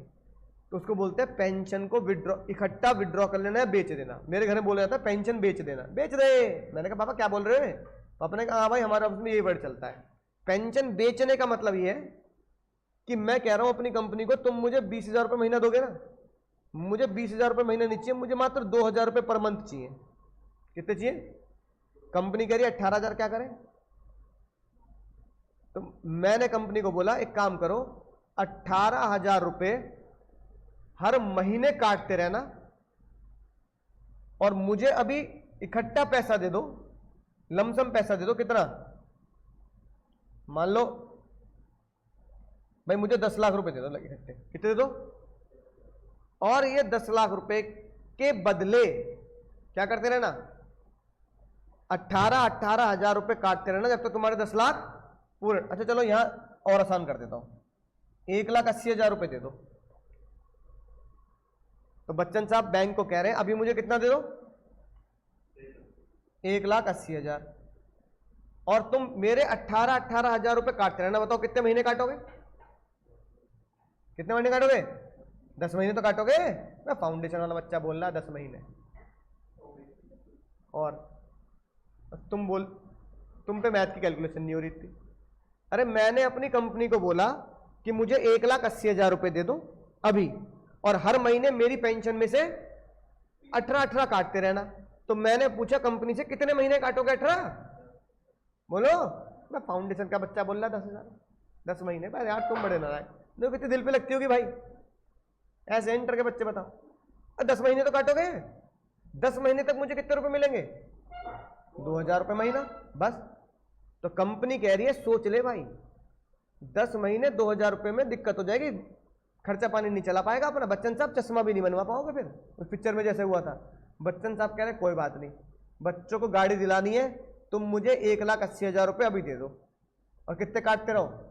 18। इसे बोल देते आम आदमी की भाषा में पेंशन बेचना। क्या बोल देते?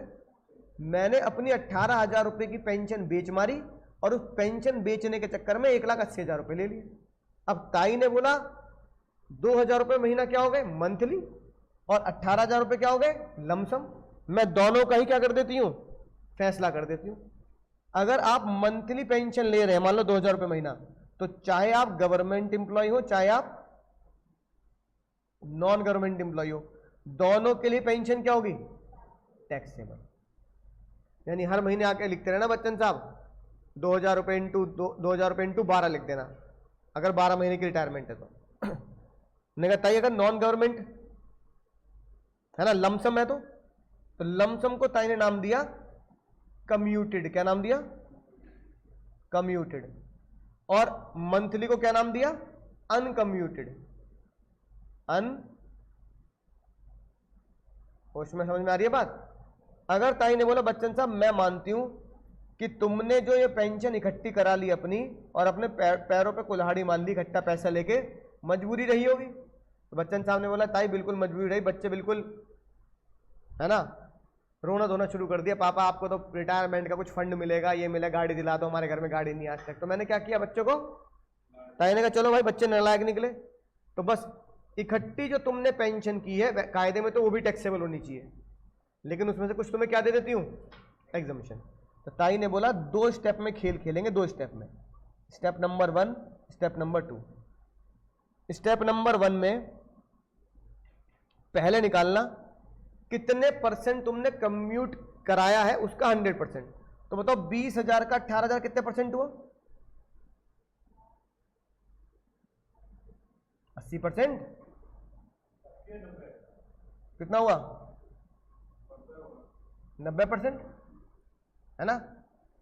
यानी कि बच्चन साहब ने अपनी सैलरी कितने % कम्यूट कराई है? 90। बैंक वाले फिर कह रहे थे भाई सोच लो 90% सैलरी अपनी बेच रहे हो तुम, फिर मंथली में कुछ नहीं बचेगा। बच्चन साहब कह रहे हैं 90% करो आप कम्यूट। तो ताई ने बोला स्टेप नंबर 1 में जो तुमने 90% कराई है ना, उससे पहले कितना लेके आओ? 100 करो। तो कंप्यूट कंप्यूट कितना? 100%। कंप्यूट 100%। कैसे निकालूंगा 100%? कैसे निकालूंगा? सिंपल। कितने रुपए लिए बच्चन साहब ने? 1,80,000 कितने % के बराबर लिए थे? 90। तो 100% कितने होंगे? 100/90। कितना आ गया? 2 लाख आ गया, नहीं आ गया? बोलो भाई। फिर आएंगे स्टेप नंबर 2 में। ताई ने बोला स्टेप नंबर 2 में क्या करना है भाई? स्टेप नंबर 2 में चेक करना है बच्चन साहब अमीर है या गरीब है। भाई अमीर गरीब का फैसला कैसे होगा? अमीर गरीब का फैसला कैसे होगा? नहीं, ग्रेच्युटी से। अगर बच्चन साहब को ग्रेच्युटी मिलती है या नहीं मिलती है चेक करेंगे। बच्चन साहब कह रहे हैं ग्रेच्युटी मिलती है या फिर ग्रेच्युटी नहीं मिलती है। अच्छा, क्वेश्चन में कैसे पता लगेगा? क्वेश्चन में पेंशन के साथ साथ ग्रेच्युटी का डेटा भी दे रखा है, तो ग्रेच्युटी मिल रही है। और अगर ग्रेच्युटी का डेटा नहीं है तो ग्रेच्युटी नहीं मिल रही। अगर मान लो बच्चन साहब को ग्रेच्युटी मिल रही है तो बच्चन साहब कौन हो गए? अमीर। अगर ग्रेच्युटी मिल रही है तो बच्चन साहब आपको फॉर्मूला लगाना पड़ेगा, मैं आपके एग्जेम्प्ट कर दूंगी। ताई ने बोला एग्जेम्प्ट कर दूंगी जो तुमने स्टेप नंबर 1 में कैलकुलेट किया, स्टेप नंबर 1 का 1/3 एग्जेम्प्ट कर दूंगी। 1/3 यानी कि 2 लाख का 1/3 कितना हुआ? तो पेंशन तुम्हें जितनी मिली, कितनी मिली इकट्ठी? अरे घंटा आप लगा ही देंगे तो होश आ जाएगा। पेंशन इकट्ठी कितनी मिली है? अबे 1,80 मिल रही है भाई। अरे 1,80 तो बेची है, तो पेंशन कितनी इकट्ठी मिली? 1,80। उसमें से 2 लाख का 1/3 घटा देना। अगर भाई ग्रेच्युटी नहीं मिलती तो ताई ने बोला एग्जामिशन दूंगी। ग्रेच्युटी नहीं मिलती तो ताई ने बोला एग्जामिशन दूंगी। स्टेप नंबर 1 का 1/2 ये एग्जाम्प्ट कर देना। तो लिखें कैसे? इकट्ठी पेंशन रिसीव्ड माइनस स्टेप 1 का 1/3 या स्टेप 1 का 1/2। सिंपल सा फॉर्मूला है ना। करो सॉल्व भाई।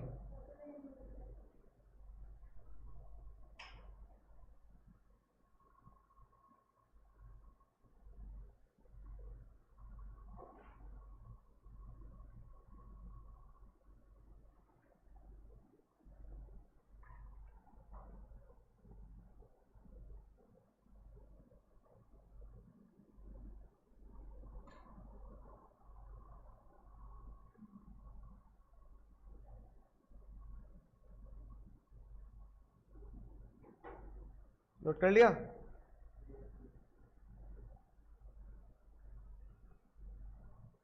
थर्टी वन, पहले 31 32। गुड्डू रंगीला है भैया, तुम फाउंडेशन पढ़नी है? ये शुरू हो गया भाई हमारा। कह रहा मैं कर दूंगा इंटर सॉल्व आज। ठीक है, तुम्हारा नंबर भी आएगा सॉल्व करने का, ठीक है ना, लेकिन अभी फाउंडेशन पढ़ लो। देख रहे हो, उसे समझ लिया। देखो क्या कह रहे हैं, कह तब समझ आएगा भाई, समझ में आएगा, आज समझ में आएगा तब भी आएगा। समझ में क्यों नहीं आएगा? सिंपल, क्या करना है, फॉर्मूला भाई सिंपल सी बात। अगर तुम्हारे दिमाग में ये फॉर्मूला है तो दुनिया की कोई ताकत तुम्हें सैलरी चैप्टर में पूरे में से पूरे नंबर नहीं देने से रोक नहीं सकती। अगर तुमने अगर ये पेंशन का फॉर्मूला याद कर लिया, भाई मैंने भी तो याद कर रखा है, तो मैं ज्यादा दिमाग नहीं लगाता। लॉजिक भाई, लॉजिक मैंने तुम्हें बता दिया, लॉजिक गया तेल लेने भाई, क्योंकि लॉजिक से हमें कोई लेना देना नहीं कि एग्जाम में तो क्वेश्चन क्या होना चाहिए, सॉल्व। एग्जामिनर ये थोड़ी पूछ रहा है कि भाई मुझे बता तूने किस लॉजिक से सॉल्व किया है। अब देखो इसका लॉजिक देखो, 1/3 बड़ा होता है 1/2, 1/2 बड़ा होता है मैथ्स में, सिंपल सी बात है। जो बेचारा ग्रेचुटी नहीं मिल रही, गरीब है, तो गरीब को ज्यादा माफी दे दी 50%, जिसको ग्रेचुटी भी मिल रही है और पेंशन दोनों मिल रही है उसको कम माफी दी। ताई कह रही है भाई पेंशन भी कमा रहा, तू ग्रेचुटी भी कमा रहा, थोड़ा टैक्स ज्यादा दे दे, एग्जम्पशन कम दूंगी। और जो बेचारा क्या कह रहा है, ताई मेरे को कोई ग्रेचुटी नहीं मिलती, सिर्फ क्या मिलता है, पेंशन, तो मैं तो गरीब हो गया। तो ताई ने बोला चल तू गरीब है तो तेरे को क्या करती हूँ मैं, एग्जम्पशन तुझे 50% दे देती हूँ। अब इस लॉजिक का तुम एग्जाम में कोई पूछेगा, वाई देयर इज 1/2 एंड 1/3, कोई पूछेगा क्या? 1/3 1/2 कहां लगना, ये याद होना चाहिए, बात खत्म। पूरे नंबर मिलेंगे भाई, सैलरी का मतलब फुल मार्क्स है ना, फॉर्मूला याद है, पूरे नंबर मिलेंगे। 31 बता दो जल्दी से, फिर इनका बैच भी शुरू करना है मुझे।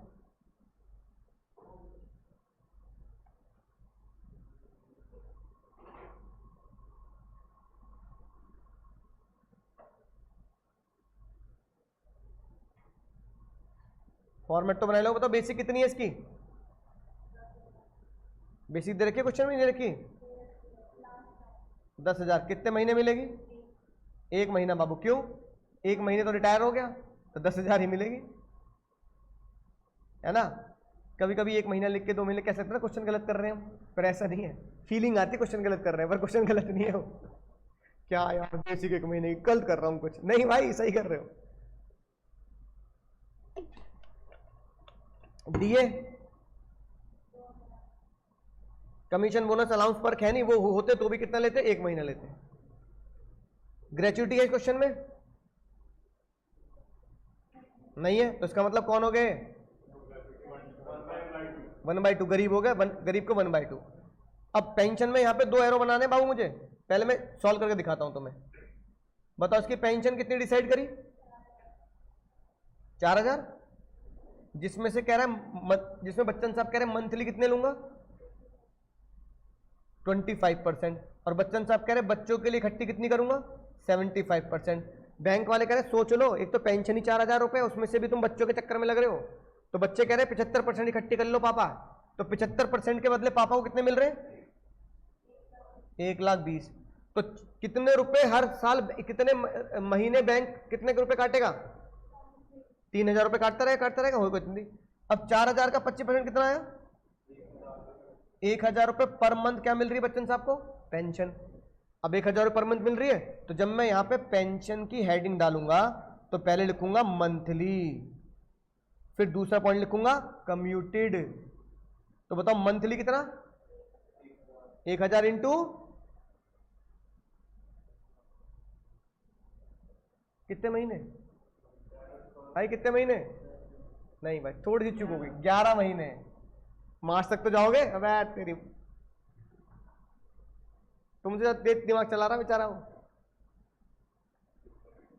1 मई को रिटायर हो गया, 1 मई तक मिलती थी उसे सैलरी, 1 मई से क्या मिलेगी, पेंशन। तो कितने महीने मिलेगी, 31 मार्च तक जाओगे, अपने फाइनेंशियल एंड करोगे, नहीं करोगे, तो कितने महीने, 11,000।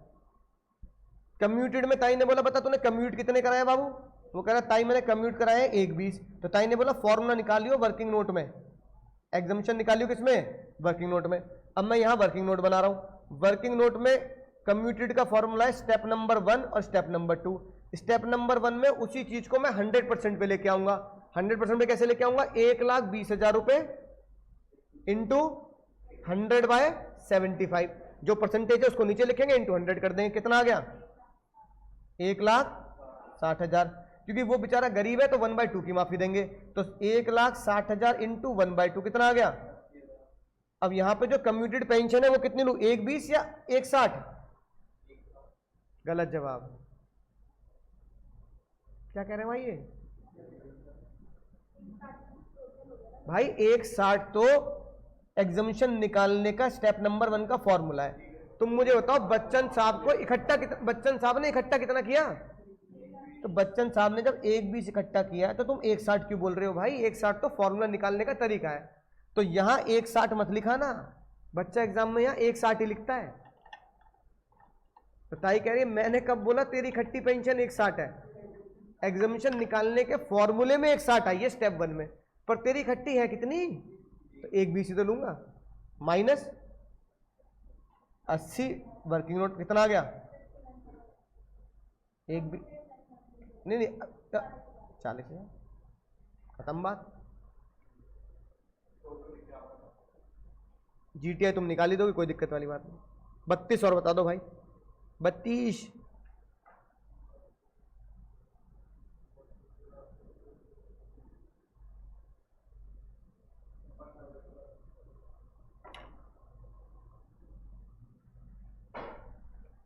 इस बार बच्चन साहब अपनी पेंशन कम्यूट करा रहे हैं 1 नवंबर को। बहुत मजा, मजा ही मजा। ऑनलाइन वाले बच्चों मजा ही मजा।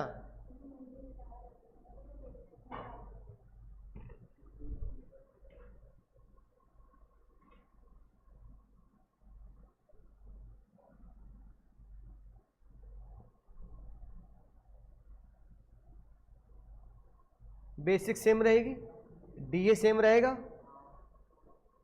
पेंशन मंथली और कम्यूटेड में बदलाव आएगा। बताओ कितना?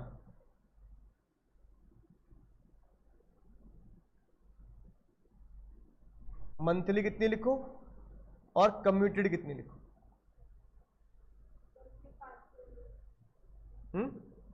रिटायर तो 1 मई को ही हो रहा है। इफ इन अबव क्वेश्चन 75% वो 1 नवंबर को इकट्ठी कर रहा है, रिटायर 1 अप्रैल को 1 मई को ही हो रहा है। पर वो बच्चन साहब जब बैंक के पास गए गाड़ी के चक्कर में, तो गए कब? 1 नवंबर को। अरे तो सिंपल लॉजिक नहीं लगा सकते? अब क्या करूं? हाँ हाँ सही बात, और क्या? मैं सिंपल सा लॉजिक, मई में रिटायर हो बच्चन साहब, तो बताओ बच्चन साहब मई में कितना पेंशन ले रहे? पूरी 4 ले रहे हैं ना, क्योंकि गाड़ी के चक्कर में तो बैंक में कब पहुंचे? तो जून में कितना ले रहे?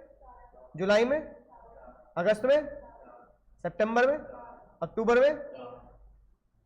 में, 4। 1 नवंबर को झोल किया उन्होंने।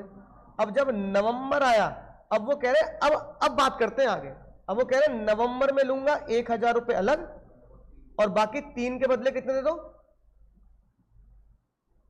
75%, 1,20,000। अब बताओ दिसंबर में कितने? 1000 मंथली। जनवरी में कितने?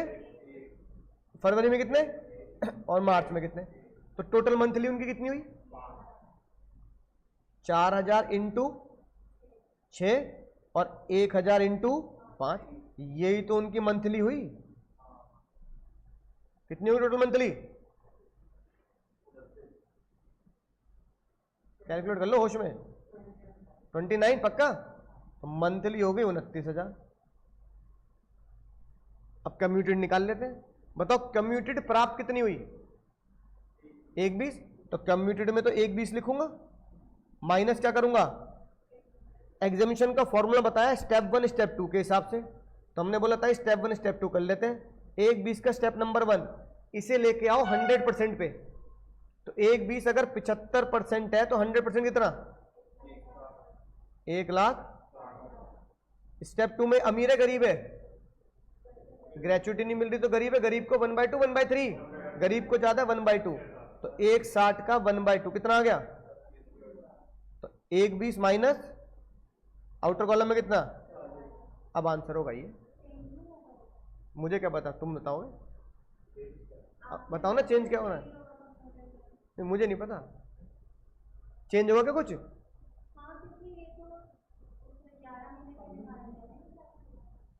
तो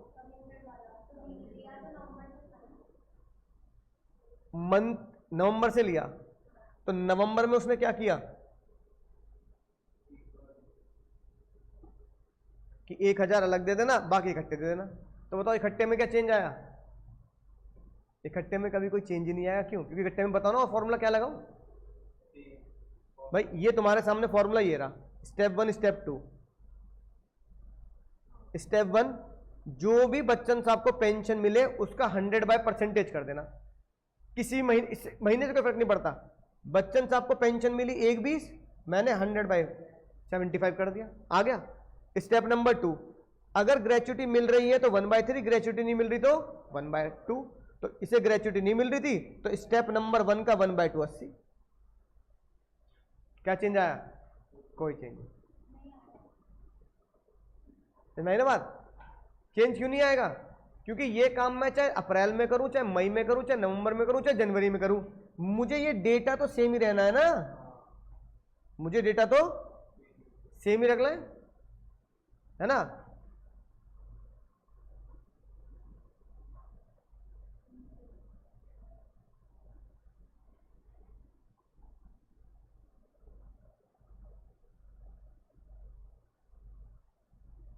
डेटा तो बाबू सेम ही रहेगा।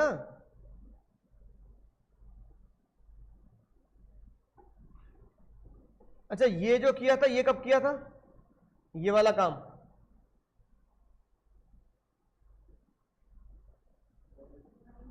ये कब किया था? 1 मई को ही।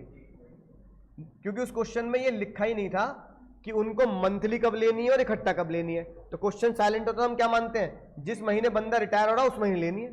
तो ये जो काम किया हमने कब किया? ये 1 मई को ही कर लिया था। और ये काम कब किया? ये 1 नवंबर को किया। अब मई को करो, नवंबर करो, दिसंबर में करो, मार्च में करो, अप्रैल में करो, अपने ईयर में कभी भी करो, ये डेटा तो बाबू सेम ही है। ये तो सेम ही है ना। तो इसमें क्या बदलाव आना है? बदलाव जो आना है वो मंथली के चक्कर में आना है। समझ में आई बात? तो कम्यूटेड के डेटा में कोई चेंज नहीं होगा क्योंकि उसमें फॉर्मूला फिक्स है, स्टेप 1 और स्टेप 2। कम्यूटेड में पता कब चेंज होगा? जब मैं ये बदल दूं, मैं यहां 1/20 की जगह कर दूं 1/50। तो जैसे मैं यहां 1/20 के 1/50 कर दूंगा तो क्या होगा?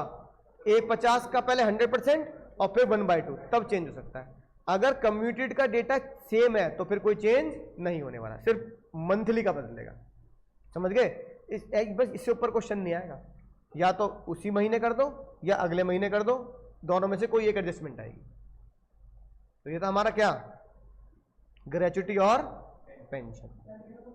नहीं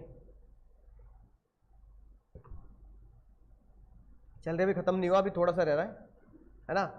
बोला वो बेसिक बेसिक बातें रह रही है, वो मैं दिखा देता हूं, है ना।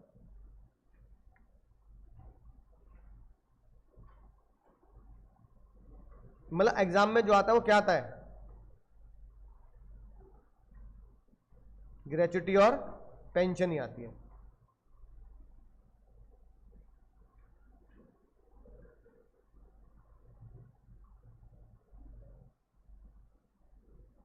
ठीक है। अब जैसे ये एक आखिरी चीज और पढ़ लेते हैं। कई बार तुमने देखा होगा कुछ लोग इतने खतरनाक होते हैं, एम्प्लॉय पे गुस्सा है और एम्प्लॉय को क्या बोल दिया? यू आर फायर्ड, मैं तुम में आग लगाता हूं। हिंदी में तो ये बोलेंगे ना भाई। अब कंपनी कह रही है भाई यू आर फायर्ड, मतलब एम्प्लॉय कह रहा है सर ये क्या मतलब है, तुम में आग लगाता हूं। कंपनी कह रही है यू आर फायर्ड का मतलब होता है भाई तुझे नौकरी से, इसको बोलते हैं रिट्रेंचमेंट। क्या बोलते हैं? और जब भी कोई कंपनी किसी को नौकरी से निकालती है तो पूरी दुनिया का एक रूल है कि कंपनी 2 से 3 महीने की सैलरी दे के बेचती है। कि भाई तेरे को फॉर एग्जांपल 3 महीने की सैलरी दे रहे हैं, 3 महीने में तेरा खर्चा चल जाएगा, 3 महीने अपना नई नौकरी का भाई इंतजाम कर लियो, इससे ज्यादा हम तुझे रख नहीं सकते। अब देखो ताई कितने छोटे दिल की है। जिस बेचारे को ताई खुद कह रही है रिट्रेंचमेंट, छीन ली गई तेरे से नौकरी, उसके ऊपर भी क्या लगा रही है? कह रही है जितना तुझे मिला बैठे बैठे तो मिलने 3 महीने की सैलरी, थोड़ा तेरा थोड़ा मेरा, थोड़ी एग्जामिशन दे देती हूँ, बाकी मैं खा लेती हूँ।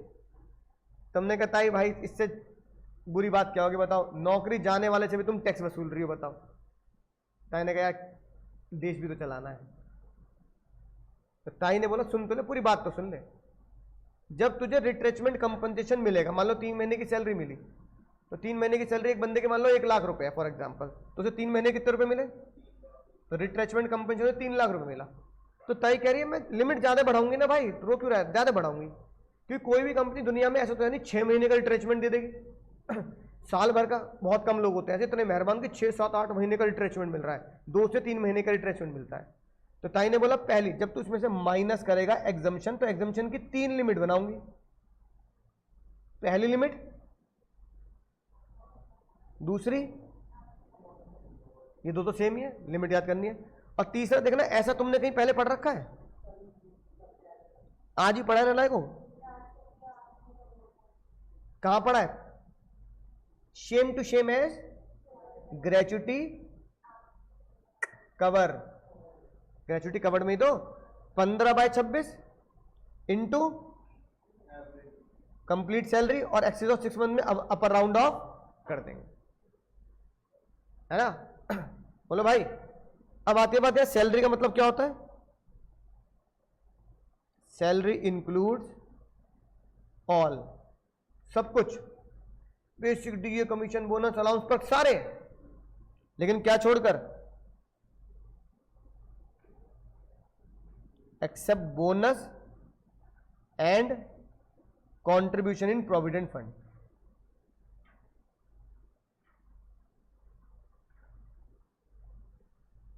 समझ में आ गई बात।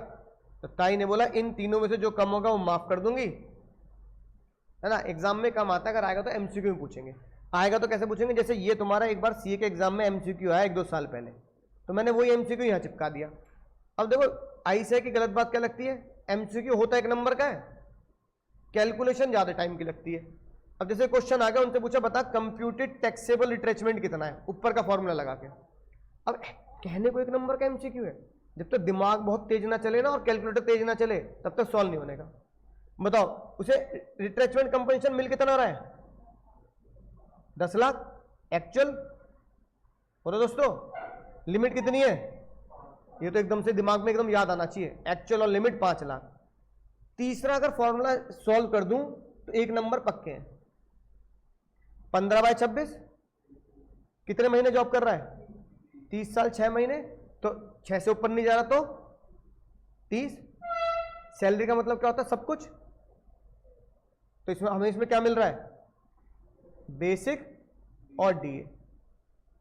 बेसिक कितना है, 20,000, है ना, 3 महीने का,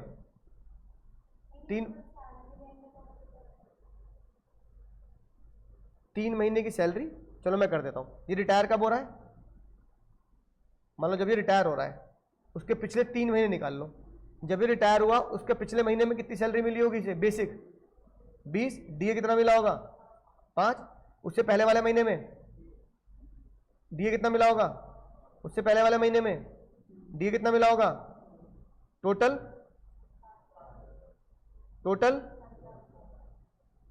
बेसिक डीए का टोटल, और 3 महीने का एवरेज है, डिवाइड बाय 3, तो ये भी तो 25 ही आ रहा है। इसमें से क्या कम है, ये रहा, तो 10 लाख ये रहा, एग्जामिनेशन आ गई ये वाली, विच एवरेज लेस क्या है, ये मेरा आंसर आ गया एमसीक्यू का।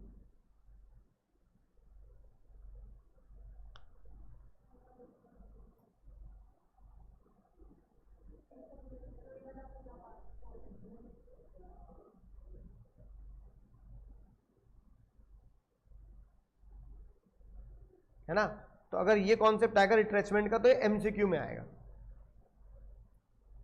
तो एमसीक्यू में बस क्या करना है, ऐसा क्वेश्चन बस तुम्हें याद करना है, बहुत लंबा चौड़ा नहीं देगा, ऐसा ही देगा क्वेश्चन।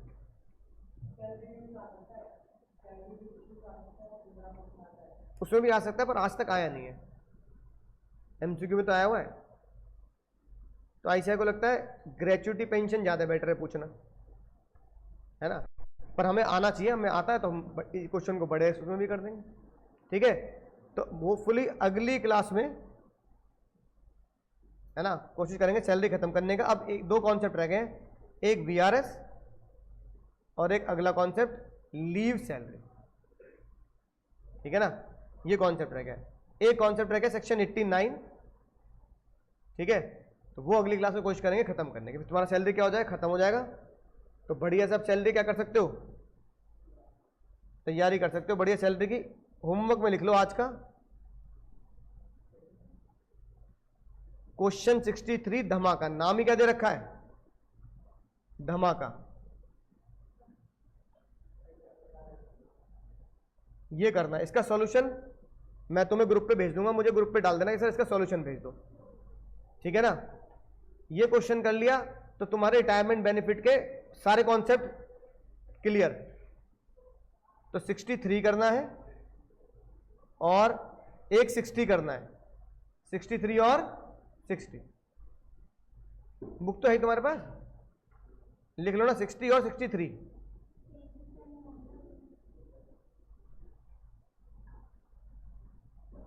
ठीक है, पर ये क्वेश्चन भाई छोड़ना नहीं है, अगली क्लास से पहले करना जरूर है। कोई प्रॉब्लम आएगी तो डिस्कस कर लेंगे। अगर तुमने आज से कॉन्सेप्ट ठीक है सीख लिया होगा तो इसको सॉल्व करो। देखो इसमें यूआरपीएफ भी है, इसमें ग्रेच्युटी भी है, इसमें पेंशन भी है। तो अब तक आज जो रिटायरमेंट बेनिफिट पढ़ाया ना वो सारे इस क्वेश्चन में है, तो सारे रिवाइज हो जाएंगे। ठीक है, चलो भाई ऑनलाइन वाले बच्चों tata bye bye, thank you. 63 question करना है आज के होमवर्क में।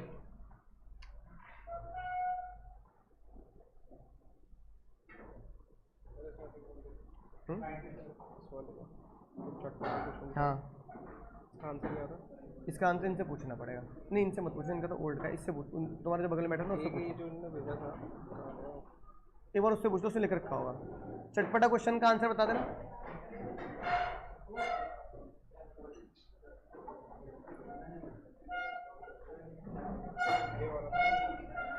ये मैंने क्लास में कराया था, मुझे भी ऐसे याद नहीं रहता, मैं क्लास में कराया था चटपटा क्वेश्चन। इसमें ना मतलब जैसे फोन बिल का इसमें ऐड नहीं है। इसमें मुझे ये पूछना था कि जो टेलीफोन बिल था उसमें 24,000 दे रखा था, वो ऐड नहीं है। टेलीफोन बिल एग्जेम्प्ट होता है ना, क्योंकि टेलीफोन जो होता है वो हम ये मानते हैं वो एम्प्लॉय के पर्सनल बेनिफिट के लिए नहीं है ना भाई। और जो पर्सनल बेनिफिट, जो ऑफिशियल बेनिफिट के लिए, पर्सनल बेनिफिट के लिए तो वो फुली टैक्सेबल होना चाहिए, नहीं होना चाहिए, इसलिए वो एग्जेम्प्ट है। लैपटॉप, कंप्यूटर, टेलीफोन ये सब एग्जेम्प्ट होता है क्योंकि ये मेरे पर्सनल बेनिफिट नहीं है, कंपनी के बेनिफिट है। परक्यूजिट्स का मतलब था पर्सनल बेनिफिट, तो पर्सनल बेनिफिट टैक्सेबल करना। मेरे घर में एसी लग रहा है वो पर्सनल बेनिफिट है, मुझे कार यूज़ करने के लिए दे रही कंपनी, मुझे पर्सनल बेनिफिट है। मेरे घर में कुक, इलेक्ट्रिसिटी, वाटर कंपनी का सारा वो पर्सनल बेनिफिट है। लेकिन मेरे घर में तुम मोबाइल दे रहे हो, मुझे लैपटॉप दे रहे हो, तो वो कंपनी काम के लिए दे रहे हो, मैं उसमें गेम थोड़ी खेलूंगा। हाँ कैमरा क्या है, हाँ, और वो हाँ 4 महीने यूज़ किया फिर बेच दिया, तो यूज़ पे लगेगा पर्क नंबर 7 और सेल पे लगेगा पर्क नंबर 8 कम्मो। मेरा दिल ले गई हुई कम्मो किधर, CMO WWF 50-20-10। तो अगस्त में लगा देंगे कम्मो, अप्रैल मई जून जुलाई 4 महीने लगाएंगे, उससे ऊपर वाला कॉन्सेप्ट यूज, वही सॉल्व करा है।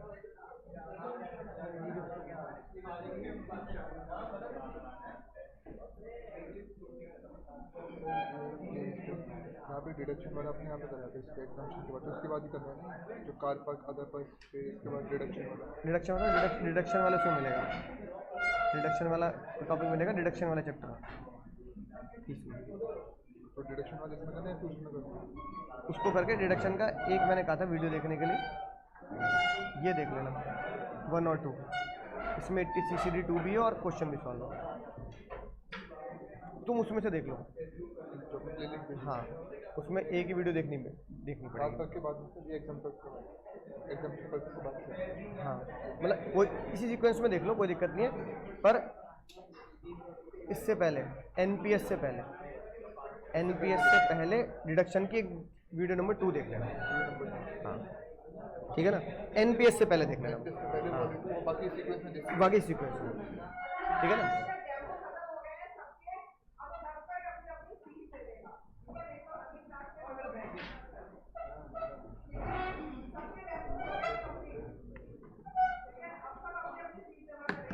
हेलो हेलो, वॉइस नहीं है इस वाली वीडियो में। कौन सी वाली है?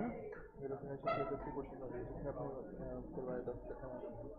चलो चेक कर लूँगा मैं, होनी तो चाहिए वैसे।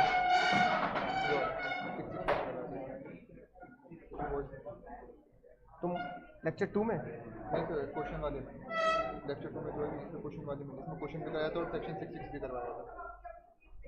तो मैं चेक कर लूँगा, दोबारा अपलोड कर दूँगा, दोबारा अपलोड कर दूँगा मैं, ठीक है, इसको दोबारा अपलोड कर दूँगा, ठीक है।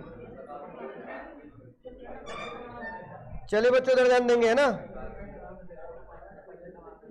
चलो 2 बजने वाले हैं ना।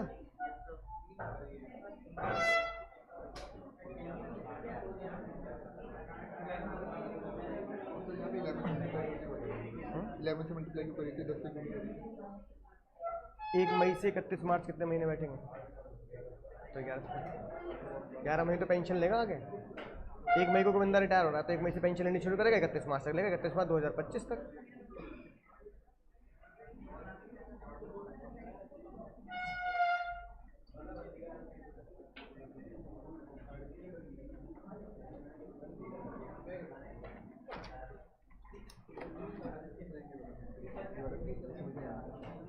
अगर कोई बंदा ग्रेचुइटी कवर्ड में है तो जो भी 6 महीने से ऊपर डेटा होगा उसको अपर राउंड ऑफ कर देंगे।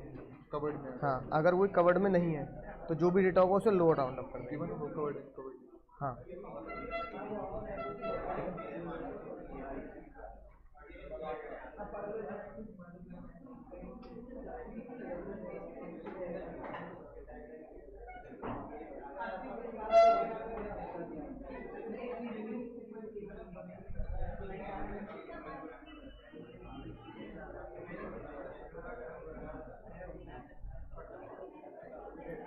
Hello hello hello hello hello.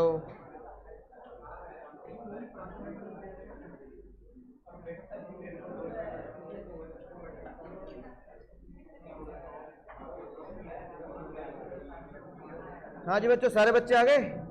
AC ठंडी हवा फेंक रहा है, नहीं फेंक रहा? नहीं, हवा आ रही है इसमें से, ठीक आ रही है? ठंडी कर रहा नहीं कर रहा? नहीं कर रहा, चलो चेक कराते हैं। कोई नहीं, मुझे भी यहाँ गर्मी लग रही है इसलिए पूछ रहा हूँ। चेक कराते हैं ना। ऑनलाइन बच्चों टाटा बाय बाय।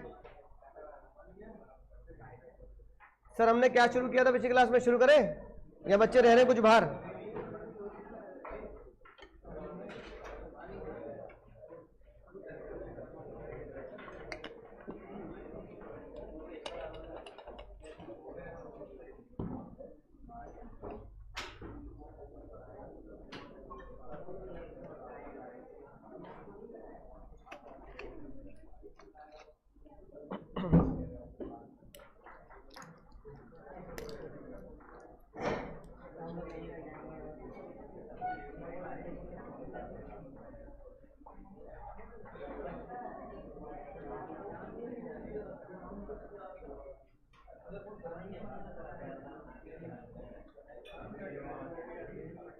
तो सारे बच्चे रजिस्टर ले आए ना? ठीक है, तो बस 2 मिनट में शुरू करते हैं। हेलो, हाँ सर, हाँ मैं ठीक हूँ। हाँ वही क्लास चल रही है, बताओ। अच्छा अच्छा, तो क्लास से फ्री होकर फिर करता हूँ कॉल। बताओ कोई खास बात है तो। अच्छा ठीक है, ठीक है, क्लास के बाद कॉल करता हूँ, फिर बात करते हैं। फिर चलो, हाँ फिर 8 बजे करीब करूँगा कॉल, है ना? ठीक है, ठीक है, ओके।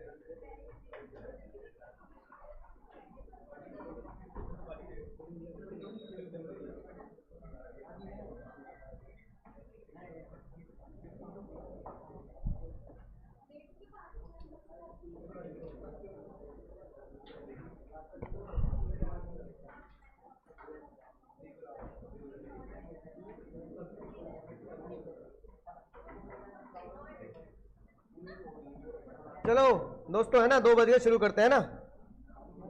आज का अपना पहला है